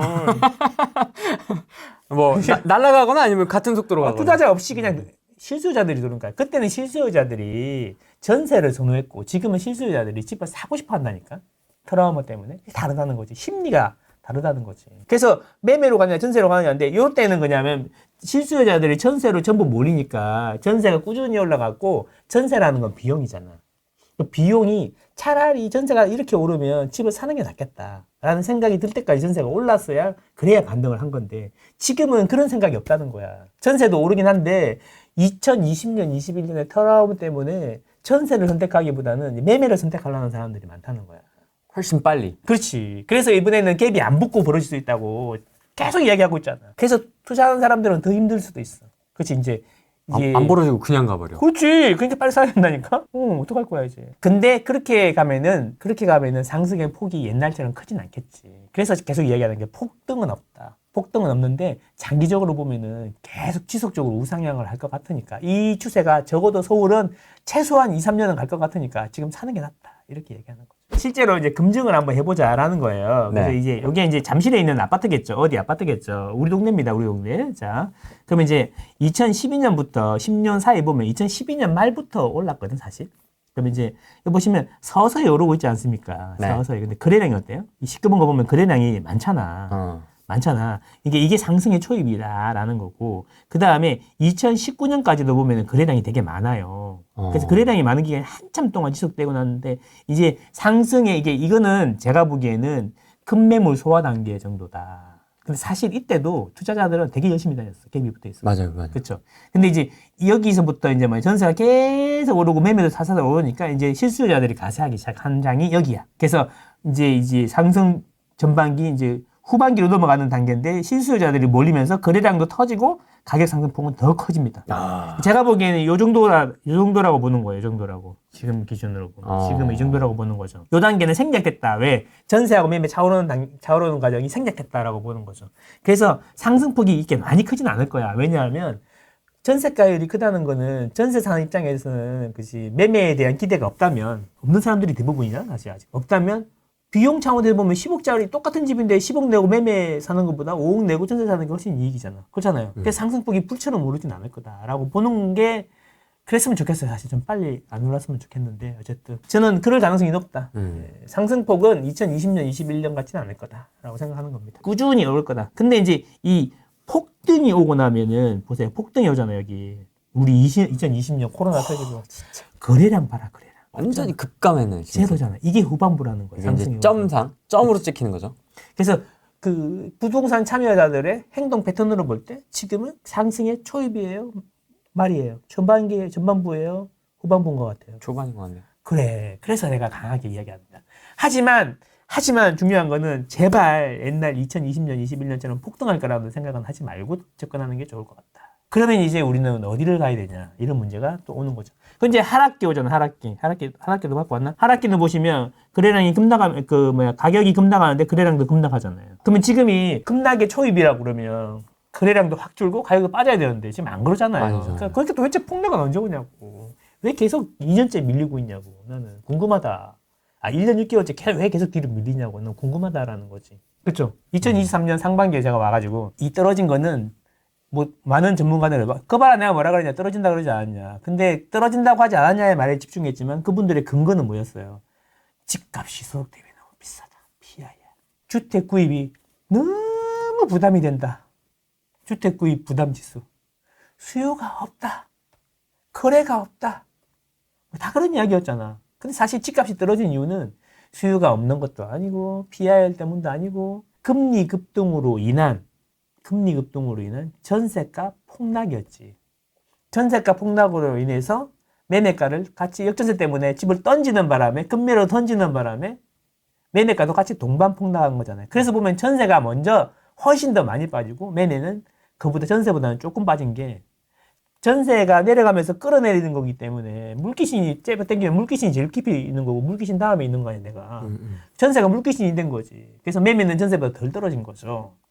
그래서 원인은 그거였다는 거죠. 그러니까 그 원인이 해결되려 그러면 역전세가 해결이 돼야 되는 건데, 자, 이 급락은 금리가 너무 거의 6개월 만에 막 7배씩 오르고 막 이랬잖아요. 6개월은 뭐야. 그 짧은 기간에 0.5가 3.5가 돼서 7배가 된 거잖아요. 그래서 그런 금리 발작기에 급락했던 건데, 그 짧은 기간에 전세가 막 5억이 된 게 막 3억이 돼버리니까 미처 대비할 시간이 없었어. 그래서 사람들은 그래도 돌려줘야 되니까 금매로 집을 던져가지고 메꿔주려고 했던 거죠. 그러면서 이제 매매 가격도 급락했던 거고 투자자들 많은데도 급락했던 거고 막 그런 거잖아요. 잠실 S가 많이 빠졌다 그러는데 잠실 S가 그 전월세 매매 회전율이 되게 높아요. 왠지 알아요? 잠실 S는 5층짜리 10평대 아파트였잖아요. 그래서 거기 실거주하기보다는 주인들이 다 트리지움이나 레이크밸리 살면서 거기 사는 사람들이 많았거든. 재건축하고 나서도 그 다 세를 놓은 거야. 그래서 매매 전세 회전율이 되게 높아요. 그래서 많이 빠진 거죠. 그래서 걔네들이 빠지니까 이제 그 다른 것들도 연쇄적으로 같이 공포에 빠지는 거고 그랬던 거지. 어쨌든 그랬어. 그래서 이제 전세가 급락하면서 매매도 빠졌던 거고 그랬던 거다. 뭔 이야기가 해야 되지? 지금은 상승의 초입이다. 그렇지. 그래서 지금은 그래서 이제 그때 작년 초에 제가 얘기했던 게 이제 역전세는 올해 언제까지 된다 그랬지? 올해 가을까지 간다 그랬어요. 그죠? 올해 가을까지 갈 건데 이제 그 충격이 약할 거다. 왜냐하면 이제 대비가 되기 때문이다. 이제 전세 만기가 6개월 남았고 1년 남았고 1년 6개월 남았기 때문에 사람들이 그동안에 준비를 할 거다. 미리 뭐 돈을 땡긴다든가 집을 정리한다든가 해갖고 지킬 건 지키고 살릴 건 살리고 버릴 건 버릴 거다. 그래서 양극화가 심해질 거고 금리가 빠르게 이제 내려가면서 전세 가격도 오를 거고. 그래서 이제 효과가 약해질 거다라는 거죠. 그러니까 그래서 작년 초부터 사라고 했던 거 아니야. 역전세 문제가 해결됐으니까 핵심은 그거였죠. 그래서 근데 이제 작년 하반기에 가격이 좀 떨어졌던 거는 자세히 보면 그때 금리가 다시 올랐어. 대출 금리도 그렇고 채권 금리도 올랐거든. 내려갈 거라는 우리가 똑같아 우리하고 똑같아.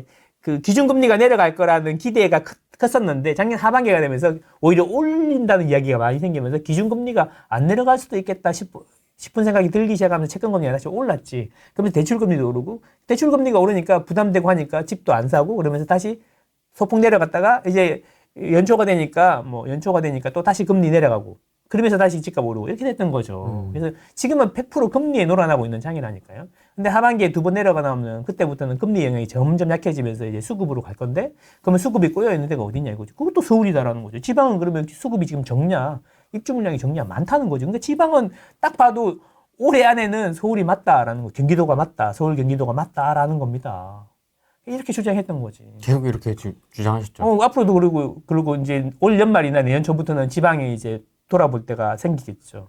제일 힘든 것부터 반응을 하겠죠, 이제. 여기에 추가로 정부가 이제 지방에 대해서, 미분양에 대해서 대책을 세울 거냐, 안 세울 거냐에 따라서 트리거가 빨리 발동할 수도 있고, 천천히 발동할 수도 있겠죠.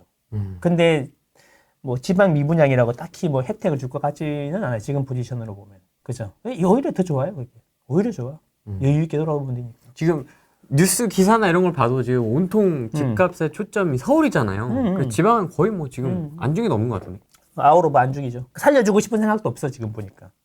이게 한 10만 호 돼야 돼. 16만 호까지 갔거든, 미분양이. 그때 대책이 나왔는데, 지금 10만 호 정도니까, 뭐, 대책을 낼 생각도 별로 없는 것 같아. 근데 이제, 심각하게 되게 심각하죠. PF 문제도 나는 어이가 없는 게, PF 문제는, 그 금융위기 때도 PF 문제가 있었는데, 그때는 우리 진짜 아파트, 전국의 아파트 시장에 PF 걸려있는 것들이 문제여서, 도산도 많이 하고 했는데, 지금 도산해요? 건설사가 또? 그때만큼 도산해요?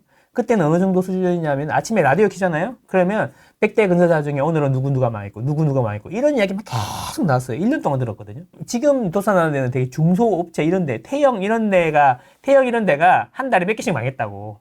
그러면 이해가 되려나? IMF 때는 텔레비 들으면 오늘 100대 그룹 중에 대우가 망했고 뭐가 망했고 기아가 망했고 이런 이야기 나왔고 IMF 때는 건설사 중에 100대 기업 중에 몇 개가 뭐가 망하고 지금은 100대 건설사 중에 뭐 한두 개 망하고 이런 수준이잖아요. 그 레벨이 다르다니까. 그리고 PF 문제의 대부분은 또 지방에 또 얽혀 있는 거고요.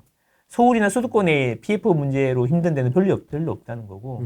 그리고 진짜 많이 몰려 있는 데는 어디냐면 물류창고예요. 그리고 그 은행권에서 빌려준 게 아니고 은행권은 되게 안전해요. 은행권 PF는 되게 안전하고 그 증권사에서 쿠팡이나 마켓컬리가 땅만 확보하면 막 사주니까 그때 눈 돌아가갖고 증권사에서 과욕을 부려서 많이 몰려 있는 게 대부분 증권사에서 많이 몰려 있어요. 물류센터에. 그거 아파트랑 다르잖아.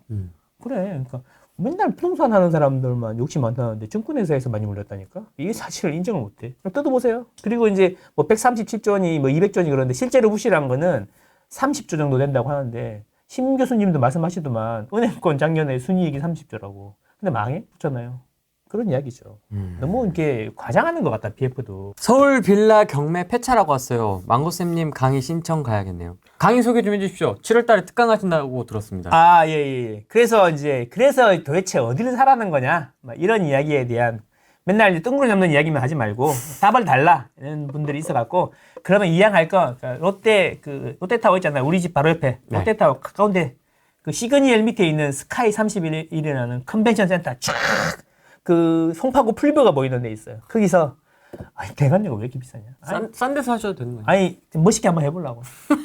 저는 이제 그래서 실질적으로 단지가 온라인에서 이야기하기 힘든 데 있잖아. 단지가 어떻고 지금 실시간으로 640명, 50명이 보고 있는데 내가 어디 뭐 이렇게 매물 3개 있는 단지를 이야기하면 어떻게 되겠어? 이분들이 안 사면서 전화만 해본단 말이야. 올려놔, 호가만 올려놔. 그러니까 안 돼. 그러니까 그래서 온라인 안 하고 이제 원래 온라인 하는데 온라인 오프라인으로 딱 해갖고 딱 한 3시간 다양한 이벤트와 함께 다양한 이벤트? 예, 뭐 이렇게 뭐 무료 강의 추천권 뭐 이런 것부터 할인권 이런 거부터 해갖고 내가 한번 해보려고 미치죠.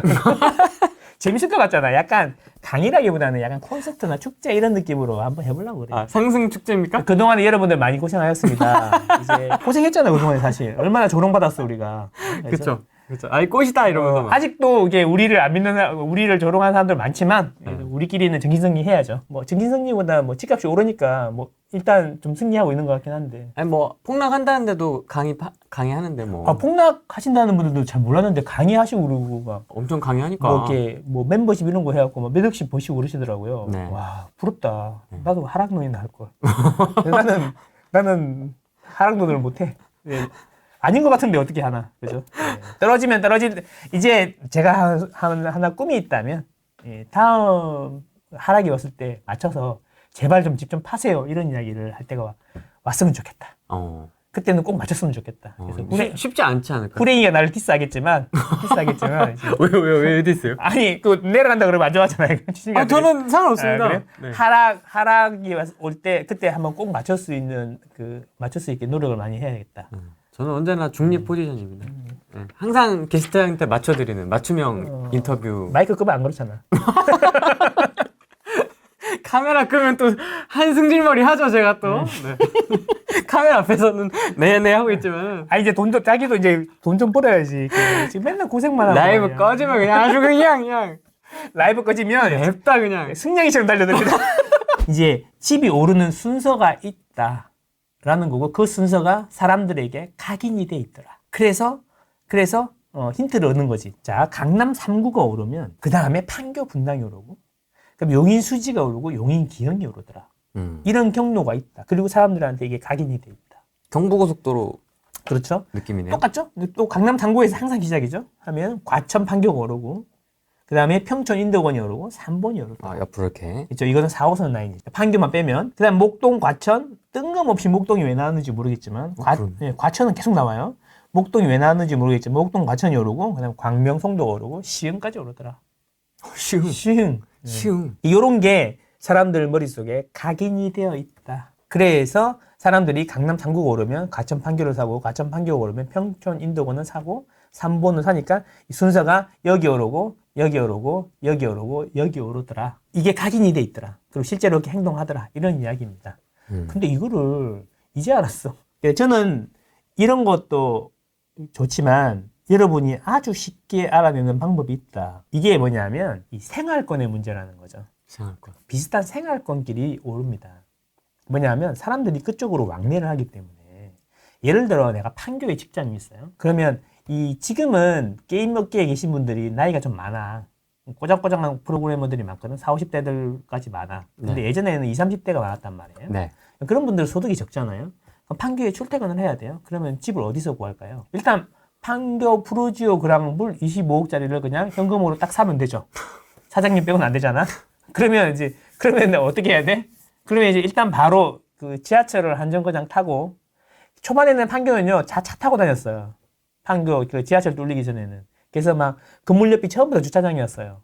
진짜로 신기할 정도로. 근데 이제 신분당선이 뚫리면서 이제 지하철을 타고 이제 불법 주차 단속을 하면서 다 없어졌죠, 지금은. 근데 이제 거기서 판교에 부들어가니까 강남, 그러면 뭐 35억짜리 강남으로 가지 뭐 이건 안 되잖아. 그러니까 밑에 이제 정자동으로 내려갑니다. 그 다음 정거장 내려가면 정자동에 아파트 비싸죠. 그러면 거기서 근데 정자동이 안 가고 얘 오피스텔도 많고, 그 다음에 한솔주공 5단지라고 있어요. 그쪽은 한솔 마을은 분당이 이제 중대형이 많긴 한데 거기에 이제 중소형이 많아요. 그래서 그 판교에서 한솔주공 5단지도 옛날에 많이 샀어요. 그리고 이제 근데 이제 거기를 샀는데 거기가 올랐어. 그러면 똑같은 돈으로 살 수 있어, 없어요? 그럼 어떻게 돼요? 한 정거장 더 가야죠. 그럼 미금으로 가야죠. 내려가. 그렇죠. 미금 가는데 미금도 올라요. 그러면 이제 계속 오르니까 그러면 이제 한 정거장 더 가야죠. 그럼 어떻게 이제 그 다음에 수지구청역으로 가야 되는 거죠. 그러면 수지구청역이 오르는 거죠. 수지구청역도 오르면 그 다음에 어디로 가야 돼? 이제 광교로 가야 되는데 광교는 더 비싸잖아. 신분당선 따라가면. 그래서 이제 영통 오르고 기영 오르고 이렇게 가는 거지. 그런 식으로 가는 거죠. 그래서 근데 이제 수지구청역까지 갔는데 그래도 못 구했다 그러면 이제 옆으로 광교로 가는 거예요. 광주로 가는 거예요.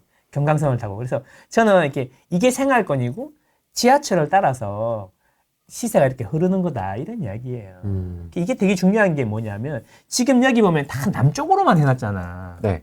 강북에도 서울 인구의 45% 이상이 살고 있는데 강북 이야기도 좀 해야 될 거 아니야. 서쪽은, 동쪽은 그렇잖아요. 그러네요. 그렇죠. 자, 그래서 뭐냐면 강남 3구가 오르면 2호선을 따라가 볼까요? 그럼 어디가 오르겠어요? 그 다음에 강남 오르면 그 다음에 송파가 오를 거 아니에요. 네. 그 송파가 오르면 그 다음에 그 옆에 강동이 오르면 미사가 오를 거 아닙니까? 지금 그런 순서대로 가고 있는 거죠.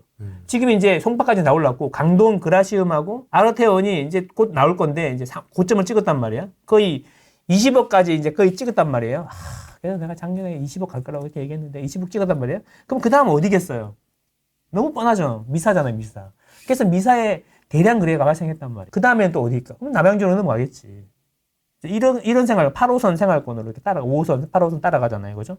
그 다음에 이제, 그럼 서쪽으로 가볼까요? 그러면 이제 어디 가겠어요? 뭐, 관악구, 봉천동부터 해가지고 이렇게 쭉 돌겠죠. 자, 그 다음에 이제, 북쪽으로 가게 되면 어떻게 되냐면, 1호선 따라가면은 이제 나중에는 노도강, 동대문구 오르고 노도강 오르겠죠. 그 다음 어디겠어요? 의정부가 올라요. 이런 순서로 가는 거죠. 근데 아직 노도강까지 가지도 않았잖아.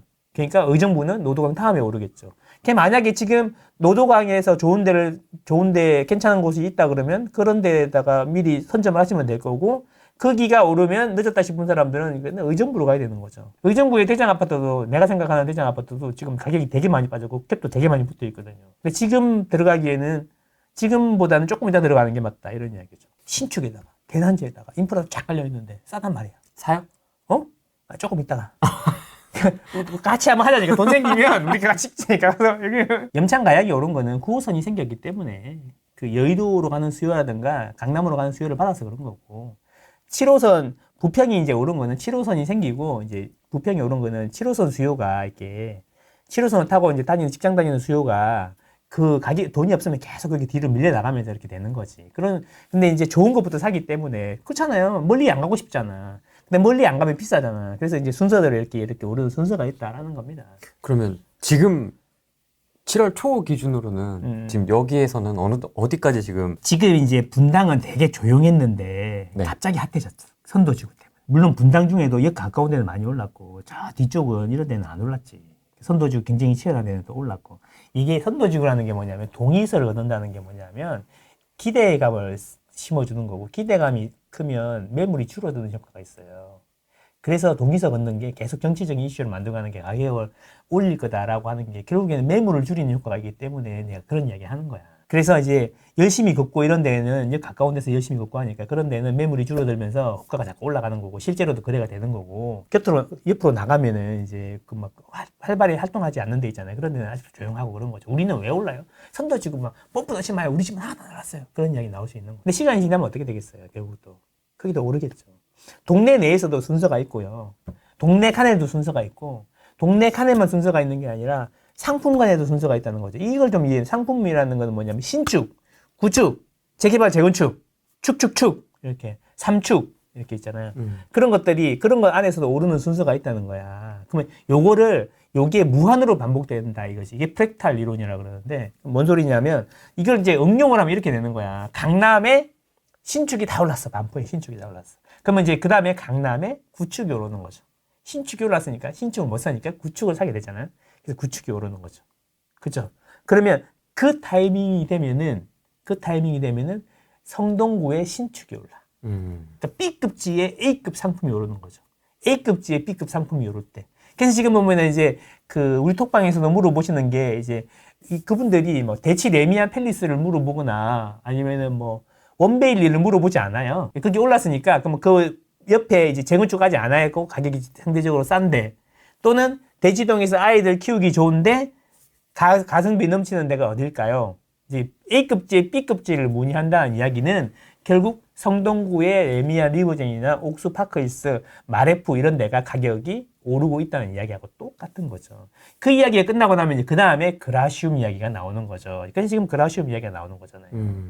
이제 뭐 강남도 그랬잖아요. 뭐 가격이 1억 올라서 거래가 됐다 어쨌다. 이제 지금은 무슨 이야기가 나와요? 신고가 이야기 나오고 뭐 95%까지 해보겠다 이런 얘기 막 나오잖아.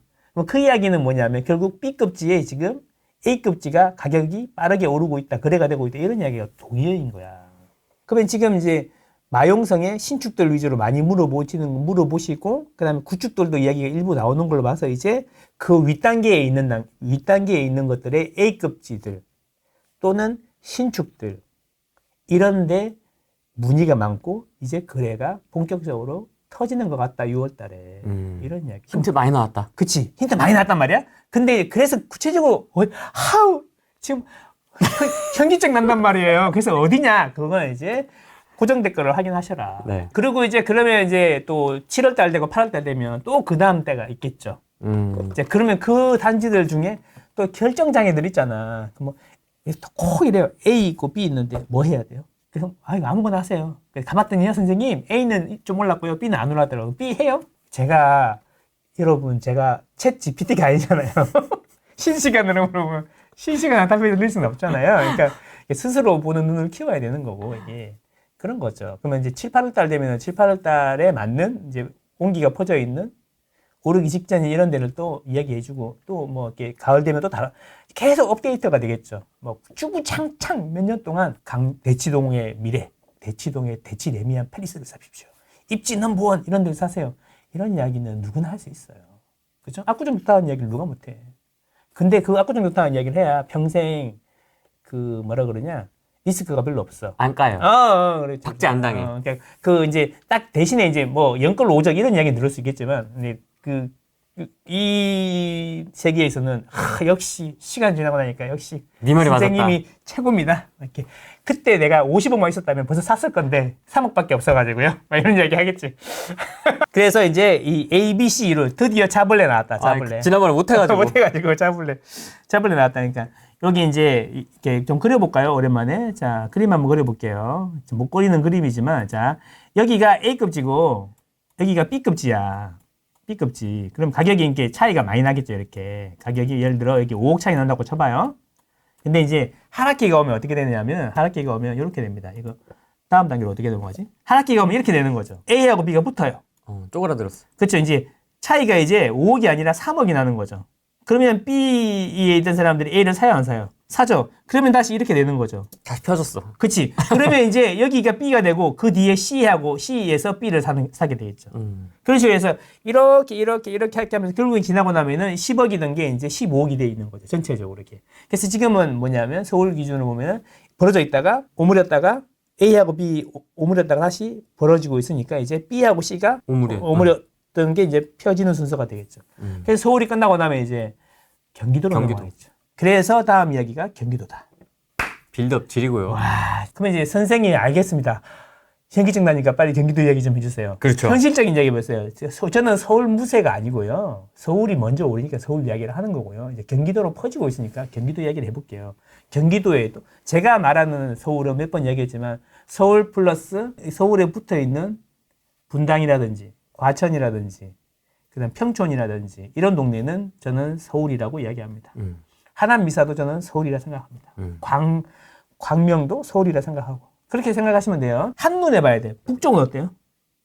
파래요. 평화특별자치도는 팔았습니다. 평화특별자치도. 그렇지만 아래쪽은 보시면 이게 어때요? 울긋불긋. 울긋불긋하죠. 여기가 분당이고요. 네. 과천이고요. 네. 이게 평촌이라는 거죠. 그죠? 이렇게 해서 보면 여기 시흥까지 다 전체적으로 경기 남부권이 어때요? 분위기가 좋죠. 네. 그래서 이제 경기도도 남부권부터 간다는 거죠. 서부권의 특징이 서쪽하고 북쪽의 특징이 뭐냐면 경기도의 서쪽하고 북쪽의 특징이 덜이 많아요. 그래서 요거는 이제 지대학 이야기인데 집이 많아. 집이 많아서 가격이 상당히 낮다. 이렇게 보시면 됩니다. 그래서 여기가 먼저 이제 가고 있다. 이제 오르고 있다. 이런 이야기인 거예요. 그래서 그러면 어디를 봐야 되냐면 지도에서 크기가 작은 걸 보면 됩니다. 지도에서 보면 세일 작은 거 있잖아요. 네. 작은 걸 보시면 돼요. 요런데 우리끼리는 잘 보이는데 고객님들은 안 보이시거든요. 맞아요. 이 작은 이런 데를 보면 여기 하트 우리 심장 하트 여기 어디야 분당. 자 과천 그다음 평촌이란 말이야. 여기 붙어 있는 데 보면 작죠 크기가. 네. 작은 데는 인구가 많은 겁니다. 구리부터 여기 하남 해갖고 하남은 땅은 큰데 사람은 여기만 살아요. 요만큼만 살아요. 요만큼만 나머지는 금단산이에요. 그래서 요런 데 붙어 있는 데를 먼저 눈여겨보시면 된다. 근데 순서가 이제 이렇게 와가지고 아까 과천, 평촌, 3번 이렇게 시흥까지 이렇게 가는 거야. 105까지. 여기 105이거든요. 네. 그럼 여기가 오르고 나면 이 송도가 오르는 거야.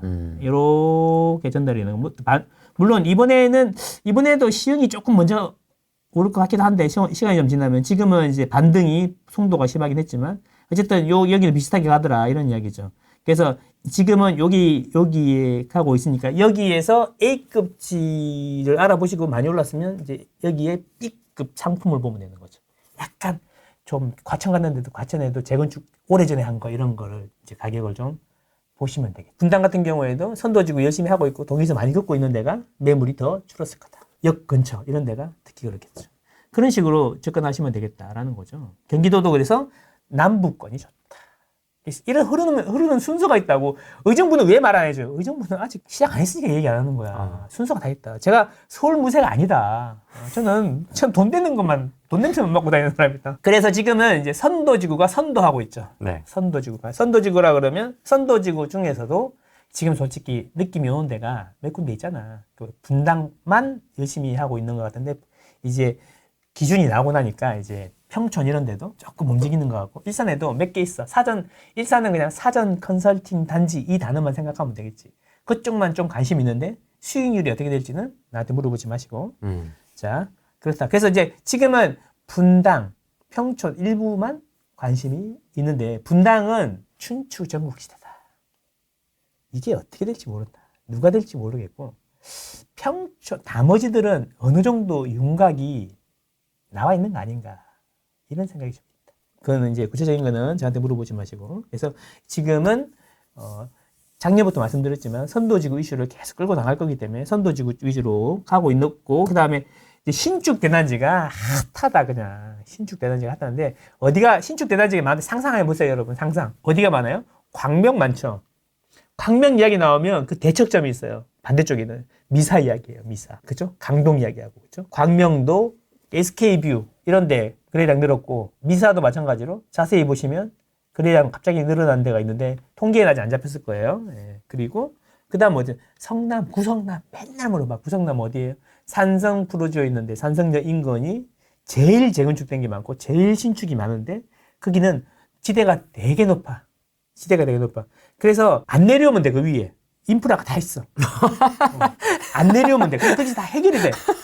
그 정도로 엄청 신축이 많거든요. 그래서 성남을 이제 다시 봐야 되는 거죠. 그걸 보고. 근데 거기서 이제 내려오면 엄청난 언덕을 내려오면 평평한 데가 있는데 전통적으로 평평한 데가 뭐냐면 산성대로 그래갖고 평평한 데다가 길을 쫙 내놨는데 거기에 핵심이 단대오거리란 말이에요. 단대오거리. 단대오거리. 거기에 단대오거리 바로 앞에 있는 게 금빛 그랑매종 1, 2, 3, 4, 5, 6이랑 롯데캐슬이란 말이에요. 맞습니다. 그래서 거기 가격이 그 굴락을 형성하지 않아요. 아파트 굴락을 형성하지 않았지만 가격이 센 거죠. 그래서 산성역에 있는 산성역 근처랑 거기랑 가격이 비슷하고 그리고 이제 다크호스로 요즘에 떠오르는 게 그랑채 하늘채죠. 하늘채하고 그냥 평지야. 평지고 지하철역 앞이고 그다음에 도안 2구역이 딱 재개발이 딱 되고 나면은 거기가 또 하나의 군을 만든단 말이에요. 그래서 다크호스, 수진구역, 수진 1구역 이런 데 있잖아요. 수진역 있는데 거기 같이 이제 군을 만들 거란 말이에요. 그래서 이 세 개가 이제 구성남을 끌고 가는 축이 되는데 이제 크기를 제일 많이 물어보시는 게 좋아. 가격도 비슷하고 신축이고 다 좋은데 선생님 너무 언덕이 이런 말씀 하시는 분들은 그냥 뭐 금빛 그랑매종으로 가시거나 하늘채 가시면 되는 거고 괜찮은데요. 여기 좀 높지만 여기 안에서 다 해결되고 되게 뭐 단지들도 많고 그러면 거기 그쪽 가시면 되고 이 세 개가 비슷하게 알 거다. 예, 그런 데를 또 관심 많이 가시는 거고 또 어디 과천은 이제 좋은데 너무 비싸잖아. 과천 얘기 요새 많이 하던데요? 네. 톡방에서? 이야기 많이 하는데 너무 비싸잖아 가격이. 그치. 그래서 이제 과천도 좋아. 이제 좀 더 오르겠죠. 그리고 이제 그 밑에 이제 의왕 근처에 또 신축들이 많이 들어오는데 가격이 생각보다 이제 인도건 빔을 한번 맞고 떡상했다가 지금 다시 이제 많이 그렇잖아. 원팀. 빔을 한번 맞고 미분양도 많았고 해갖고 이제 좀 상대적으로 좀 가격이 좀 이렇게 많이 못 오른 것 같은 느낌도 좀 있고 하여튼 그런 데를 많이 물어보시는 것 같은데 그 중에서 그래서 이제 구체적으로 어떤 단지를 골라야 될지 이런 거는 일단 많이 가보고 하셔야 돼. 자꾸 물어보지 말고. 챗 망고쌤 알려줘. 3억 갭 경기도 투자 유망 지역 알려줘. 지금 바로 나오잖아요. 저는 망고쌤입니다. 예. 실거주신가요? 투자이신가요? 서울에 애매한 거 2개를 사놨거든요. 애매한 거요? 예. 아 그럼 이게 두 번째 통화입니까 망고쌤하고? 아니요. 그때는 다른 남자분이셨는데 다른 남자분. 그 최머식이? 진건이요? 진건이요? 누군지도 몰라. 네, 제 성함을 까먹었어요. 망고쌤 팬이죠? 네네, 망고쌤이 저번에도 한번 망고쌤 찐이죠? 네. 지난주에 내가 이렇게 들었거든 나도 이렇게 막 그쵸? 무엇이든 물어보세요. 네, 말씀해 주십시오. 네, 근데 제가 이제 그 장위 6구역의 입주권이랑 네. 이문동의 입주권을 지금 들고 있는데 네. 지난주에 했던 요새- 거잖아. 네네. 근데 그죠? 계속 이게 네네, 맞습니다. 예.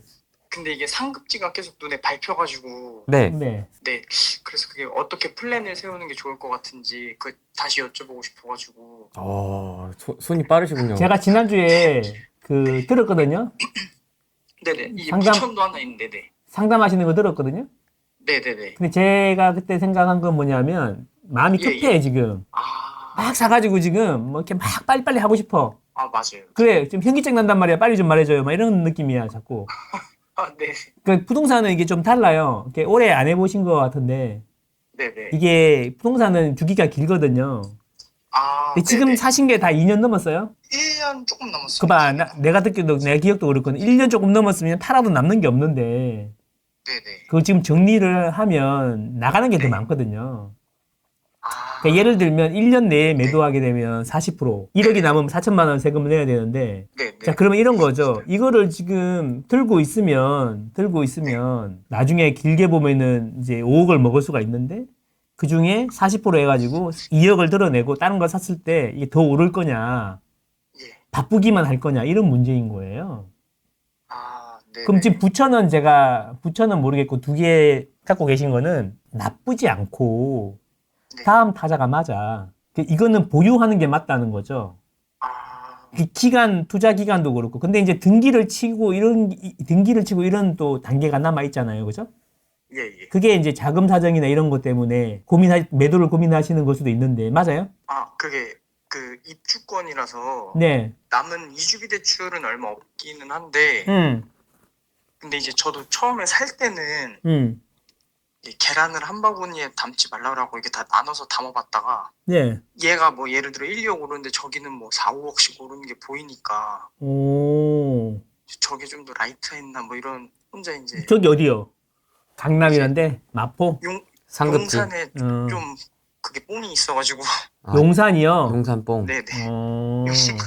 용산 뽕이 있어서 네. 근데 이거 두 개 다 팔고 용산 갈 수 있겠어요? 어찌저찌 하면 되긴 할 것 같습니다. 용산에서 어떤 걸 보고 계신데요? 그때 그 센트럴 파크였나? 센트럴 파크? 네네. 그 20 몇 억이 있길래 예. 요거 세 개를 정리하고 예. 제가 이제 법인을 운영 중인데 거기서 조금 합법적이게 돈을 꺼내고 하면은 합법적인 거죠? 예. 네네네네 네. 그렇게 해서 하면 네. 센트럴 파크는 아니면 그때 그 어디지? 갑자기 기억이 안 나요. 얼마 정도 될 것 같아요? 그러면 합치면 20 대략 중반? 20억 중반? 20 정도 될 것 같아요. 20억 초반? 20억 초반? 네네. 그러면 용산은 할 게 아니죠. 아 그런가요? 그럼 뭐예요? 네. 아, 내가 아껴 놓은 건데 말해야 되나? 네. 기다려봐요. 구정 가시는 거예요? 압구정동도 살 수 있어요, 그 돈이면. 아 그래요? 압구정동이 낫지 않아요? 거기는 근데 약간 신계 같은 느낌이 있어서 아니, 그것도 사람 살아요, 왜? 그 사람들은 뭐, 이슬 먹고 사는 거 아니에요. 아 그래요? 아침에 밥 먹고 저녁에 똥도 싸고 그래요. 아 예, 특별한 게 아니에요. 20억 초반이면, 네네. 20억 초반이면 살 수 있는 거 있어요. 찾아보세요. 20억 초반대로요? 네. 실거주예요, 실거주. 예예 실거주. 실거주, 예. 대출 받고, 네네, 실거주 해야죠. 대출도 조금 나오긴 할 것 같습니다. 예, 두 개 정리해갖고. 아, 근데 나는 그런 생각이지. 근데 그게 맞냐. 이게 지금 두 개 산 게 2년도 안 됐는데. 물론 1년 정도 1년 정도 전이면 2023년에 샀을 거고 2023년이면 그 조금 올랐을 거란 말이죠. 맞아요? 네네 조금씩은 올랐어요. 예, 조금씩 올랐는데 그걸 정리를 하고 아예 그냥 상급지로 가는 게 용산, 뭐 이렇게 압구정 이런 데도 갈 수 있다는 거지. 그럼 어디를 가는 게 낫겠어요. 근데 이제 또 가면 또 마음이 또 두근반 세근반 해가지고 네네. 다른 거 오르는 거 보고 있고 그러면은 또 그럴 것 같아가지고 좀 그렇긴 한데 제가 보기에는 옮길 생각이면 아예 그 돈으로 갈 수 있는 데를 뭐 신기하고 뭐고 가격만 맞으면 갈 수 있는 거잖아요. 예. 예, 그 정도 갈 수 있다. 잘 찾아봐라. 그런 이야기인 거고 실거주 하시면 됩니다. 네네 실거주 하려고 좀 찾아봤어서 예, 장미 아파트라고 있어요. 장미 아파트. 장미 아파트. 송파구에 가면은 잠실주공 예. 5단지 옆에 장미 아파트도 있고 네. 잠실주공 5단지도 있고 그렇잖아요. 그 돈으로 할 수 있는 거면 그런 것도 괜찮아요. 용산보다 나을 수도 있어요. 아 잠실 쪽으로도요? 예, 그러니까 그 실거주 되면은 들어가서 오래된 아파트 살 수 있죠. 제가 들어가서요? 예. 네 상관없습니다. 그러니까 그 보니까 이제 결혼은 하셨는지 잘 모르겠는데 느낌상 안 하신 것 같고 사업을 해서 애가 초등학교 고학년인데 아 고학년이에요? 아니 계속 아. 새로만 살고 있어서. 아 그래요? 근데 돈도 꽤 있으신 것 같은데 사업하시는 부분 같고 그죠? 네네 그 그럼- 로봇 쪽 하고 있어서 네. 그러면 그 뭐야 그 잠실이나 이렇게 애기 키우기 좋은 데 가서 키워요. 그게 와이프 만족도도 훨씬 높고 아이들 만족도도 훨씬 높아요. 아 잠실 장미 아파트요. 예, 그런 데도 알아보시고 압구정동도 알아보시고 용산도 알아보시고 다 알아보시면 되죠. 이게 지금 뭐 손해본 건 없으니까 빨리 정리하고 가고 싶다 그러면 그렇게 하시고 네네. 그게 아니면 갖고 있는 것도 나쁘지 않아요. 아, 그렇죠. 그러니까 꿈을 크게 막 이게 그게 나도 옛날에는 막 잠실 이사 오기 전에는 잠실 이런 데 대치동 이런 데는 뭐 신기해갖고 나 같은 그 불가촉 천민이 가도 되나 뭐 이런 생각도 사실 그런 느낌인 거잖아.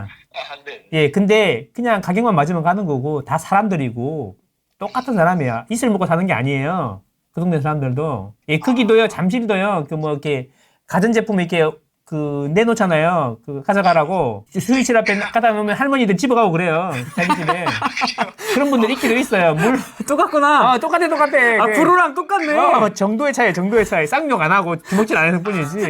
똑같고. 집어갈 수 있나요? 예? 외부인도 집어갈 수 있나요?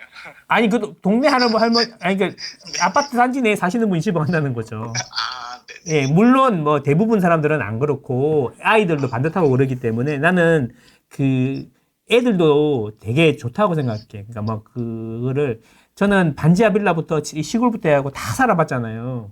네네. 그러니까 이게 뭔가 이게 왜 비싼 동네에 사는지 이게 자존감 이런 걸 떠나서 되게 그 얻는 게 많다고 생각해요, 저는. 아, 개인적으로. 지금 어디 사세요? 저는 광명에 사는데 네. 사실 지금 말씀해주신 것처럼 이게 조금 저는 좀 사업도 하고 이제 좀 큰 이게 야망을 갖고 사는 편인데 오. 집은 이렇게 간이 작아. 집 쪽은 왜 이렇게 마음이 좁아? 원래 일과 그 투자 쪽은 또 좀 크게 한번 찔러봐요. 시원하게 해봐. 네, 그리고 집 여러 개 사지 말고 센 거 하나만 해. 사업하기도 바쁜데. 네, 그게 나을 것 같아서. 예, 그 애기들도 크는데 이제 좋은 환경을 물려주는 게 아빠 된 도리로 좋은 환경, 애들한테 좋은 환경 해주려고 돈 버는 거잖아요. 안 그래요? 예, 맞습니다. 뭐 이런 힘든데 저녁에 와보면 애들 보고 힘내고 그러는 거지 뭐. 아, 안 그래요? 저 사연이 많습니다. 이게 그래. 비즈니스적으로는 그러니까 뭐 이렇게 뭐 혼자 사업하고 젊은 신분이 사업하고 그러면은 뭐 어디 이야기할 사람도 없고 그렇잖아. 아, 네네. 그렇지 않습니까? 근데 애들 보고 힘내고 그러는 거잖아요. 애들한테 잘해줘야죠. 와이프도 좋아할걸요? 아, 잠실 쪽으로. 잠실도 있고 용산도 있고 압구정도 있으니까 지금 모을 수 있는 금액을 모아가 가용 사업하시는 분이니까 알아보시고 마음에 드는 데에 네네. 대출 받아서 마음 맞춰가지고 가시면 됩니다. 아, 그런 쪽으로요. 그 신계가 아니야 여기는 다 돈만 맞으면 갈 수 있는 데야. 네네. 아시겠죠? 예. 네, 감사합니다. 선생님 그러면 사업을 어떤 쪽으로 하시는 거예요? 아, 저 그 로봇 그 알고리즘 쪽 이렇게 짜는 거거든요. 이게 그 알고리즘 하는 쪽으로. 알고리즘? 네, 그 로봇 제어하는 건데. 네. 네, 이제 뭐 어떤 거 생산하고 만들 때 이제 자동으로 로봇이 좀 이렇게 만들 수 있게 코딩이라고 생각하시면 돼요. 코딩하는 쪽으로 수학이랑. 야, 뭔지 모르겠는데 먼저 겁나 수학적이고 뭔가 어려운 거 한다. 뭔지 모르겠지만. 막 그 모터를 조정하고 이런 거 하나 보다. 이렇게 팔 꺾고 이런 거, 각도 조절하고 이런 거 하나 보다. 네네, 그런 거 좀 비슷합니다. 뭐 예. 빈스나 이렇게. 막 네. 되게 미세하게 조정하고 하려고 하면 이렇게 관절 여기 움직여야 되냐, 막 이렇게. 뭐 커피 이렇게 따르는 거 그치. 이렇게 알고리즘 짜고 뭐 브레이크 이런 댄스 치고 막 이런 거 있잖아. 막 이렇게. 거. 커피는 아니고 반도체 쪽이긴 한데. 진짜 너무 제가 단순화했군요. 어려운 거 하시네요. 반도체. 뭔가 돈 잘 벌 것 같아. 부동산을 너무 모르고 살았어가지고. 네. 근데 자기 본업을 또 그렇게 확실히 하는 것 자체가 그러니까 되게 중요하지 않습니까? 제가 듣기로는 그냥 일에 빠져가지고 이런 건 빠져야 돼. 재미있어야 되고. 그쵸. 이렇게 막 맞아. 한 1년 계속 이것만 봐가지고. 투자 이런 거 신경 안 쓰고 본업에 몰두하려 그러면 이것저것 여러 개 벌리지 말고 그냥 좋은 거 하나 사서 애기들 환경 좋은 데 가서 공부시키고 하세요. 예, 그 나중에 그래서 나중에 좀 정신이 들면 망고쌤 찾아와서 맛있는 거 좀 사주시면 제가 얻어 먹을게요. 그럼 되죠. 예, 이게 저도 약간 반골 기질이 있어가지고 작년에 이제 막 하도 유튜브에서 사지 말라 그러니까 네. 오히려 그때가 좀 재밌어 보여서 샀던 거였거든요.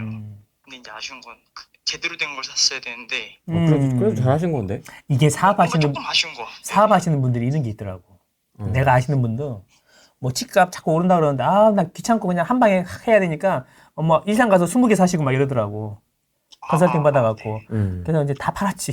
그러니까 이제 화끈한 건 있는데 이제 이렇게 빨리 신경을 많이 쓰고 싶은 생각이 없는 거야. 그럴 때는 생각 안 해도 되는 걸 사시면 됩니다. 네네. 그 냉정하게 장이동이랑 이문동은 조금 아쉽죠.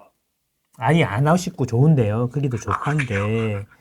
20억 정도 있다고 하시니까 그 정도 그 두 개 잘 팔면 네네. 된다고 하시니까 그러면 차라리 애기도 초등학교 고학년이고 하니까 교육 환경 좋고 그냥 일하시는 데 집중하시고 신경 안 써도 되는 아파트 있잖아요. 예예. 누가 누구한테 이야기해도 딱 알아듣는 아파트 있잖아요. 네네. 그런 걸 사시면 된다는 거죠. 그래서 네, 압구정도 감사합니다. 있고 용산도 있고 그다음에 잠실도 있고 20억 초반이면 그 정도로 대출 좀 받으면 들어갈 수 있는 게 있다. 비즈니스가 좀 안 되는 것도 아닌 것 같고 현금으로도 괜찮으시는 것 같으니까 네네. 그 하시면 맞을 것 같고 당신이 얼마 있어요? 그 가격에 맞춰서 찾아보세요가 아니라 제가 말씀드린 데를 가보고 이거 살려면 얼마 정도 있어야 되는구나 이렇게 역으로 맞추시는 게 될 것 같거든 보니까 그렇죠? 예예. 예, 그렇게 해서 좋은 데를 와이프하고 애들이 보기에도 좋아하는데 좋은 데를 그냥 사시고 일에 몰두하시면 집값이 많이 올라 있을 거다 이런 이야기죠. 네, 알겠습니다. 그게 의미하는 것 같아요. 네, 감사합니다. 네, 근데 네. 사업적으로는 어떤 야망이 있으십니까? 상장해야죠, 상장. 네. 근데 제가 그릇이 좀 작아가지고 지금 그냥 요 정도 사이즈가 제일 좋거든요. CEO입니까, CEO? 네네. 그러면 전문 경영인을 데려오세요. 그 정도 규모는 좀 안 될 것 같고. 이게 그냥 딱 지금 정도로 자급자족하는 정도만. 멋있다. 멋있다. 멋집니다. 네. 덕분에 너무 감사합니다. 이게 어디다 얘기할 데가 없어서. 네. 어느 날 이제 그 회사를 높은 가격에 인수하겠다는 사람이 오겠죠. 찐이면. 그렇죠. 네. 그렇게 되길 기도하겠습니다, 제가. 예. 네, 그렇게 되려면 일에 집중하시고 집은 그냥 아무데나 신경 안 써도 되는 걸 사시면 됩니다. 네, 감사합니다. 이렇게 샀는데 이거 뭐 이문희경이 안 좋다는 게 아니고요. 네네. 그 본인이 생각하기에 이게 긴가 아닌가 이런 고민이 되는 데를 알고 다른 데 충분히 하셔도 될 것 같으니까 그런데 네네. 사시고 그냥 애들 잘 크고 와이프 만족도 높고 하면은 그게 장땡인 것 같다 이런 생각이죠. 하반기 서울 집값과 수도권 집값.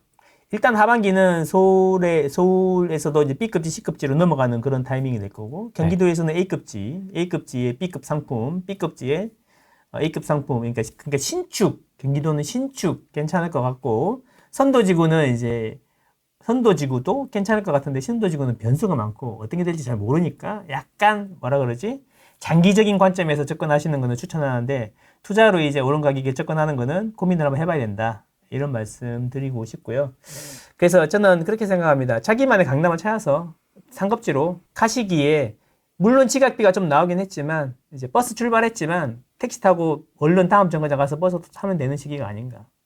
그렇게 생각합니다. 서울에 대한 그런 어떤 환상? 뭐 신계 뭐 이런 거는 생각 안 하셔도 된다. 그러니까 똑같다. 가격을 맞으면 가보면 사람이 이슬 먹고 사는 게 아니다. 그러니까 뭐 거기는 가면 안 되는 거다 이렇게 생각하지 마시고 돈 되면 가시면 됩니다. 그럼 망업사님도 유플렛 뚜껑 핥아 먹으세요? 요즘엔 유플을 잘 안 먹긴 하는데 네. 당연히 핥아 먹죠. 그리고 크림을 사도 뚜껑에 묻는 거 있잖아. 제일 처음에 열면은 이렇게 그거 싹싹 비벼가지고 얼굴에 발라.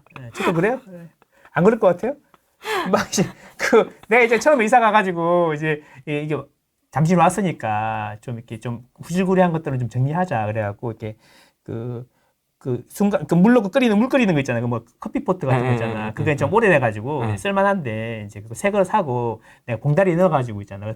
놓고 옆에 넣어놓고 이제 가전제품 분리수거가 다른 데 놓고 분리수거를 하고 있는데 뭐 쑥 지나가는 거야. 또 보니까 없어. 근데 바로 10m 앞에 멀쩡하게 생긴 할머니가 있잖아. 그 봉다리 들고 가시는 거야. 그래서 잠실 아파트 20억짜리 사시면서도 저런 사람들이 있구나. 사람 사는 거 다 똑같구나. 이런 생각했어요. 물론 막 아줌마들 기본으로 몽클레 입고 다니고 이런 건 있긴 하지만 다 사람 사는 데더라 이런 이야기죠. 이슬 먹고 사는 거 아니더라. 알겠습니다. 다 네. 똑같다. 가격 맞으면 가면 된다. 네. 오늘 여기까지 하겠습니다. 네, 감사합니다. 고맙습니다. 안녕. 안녕.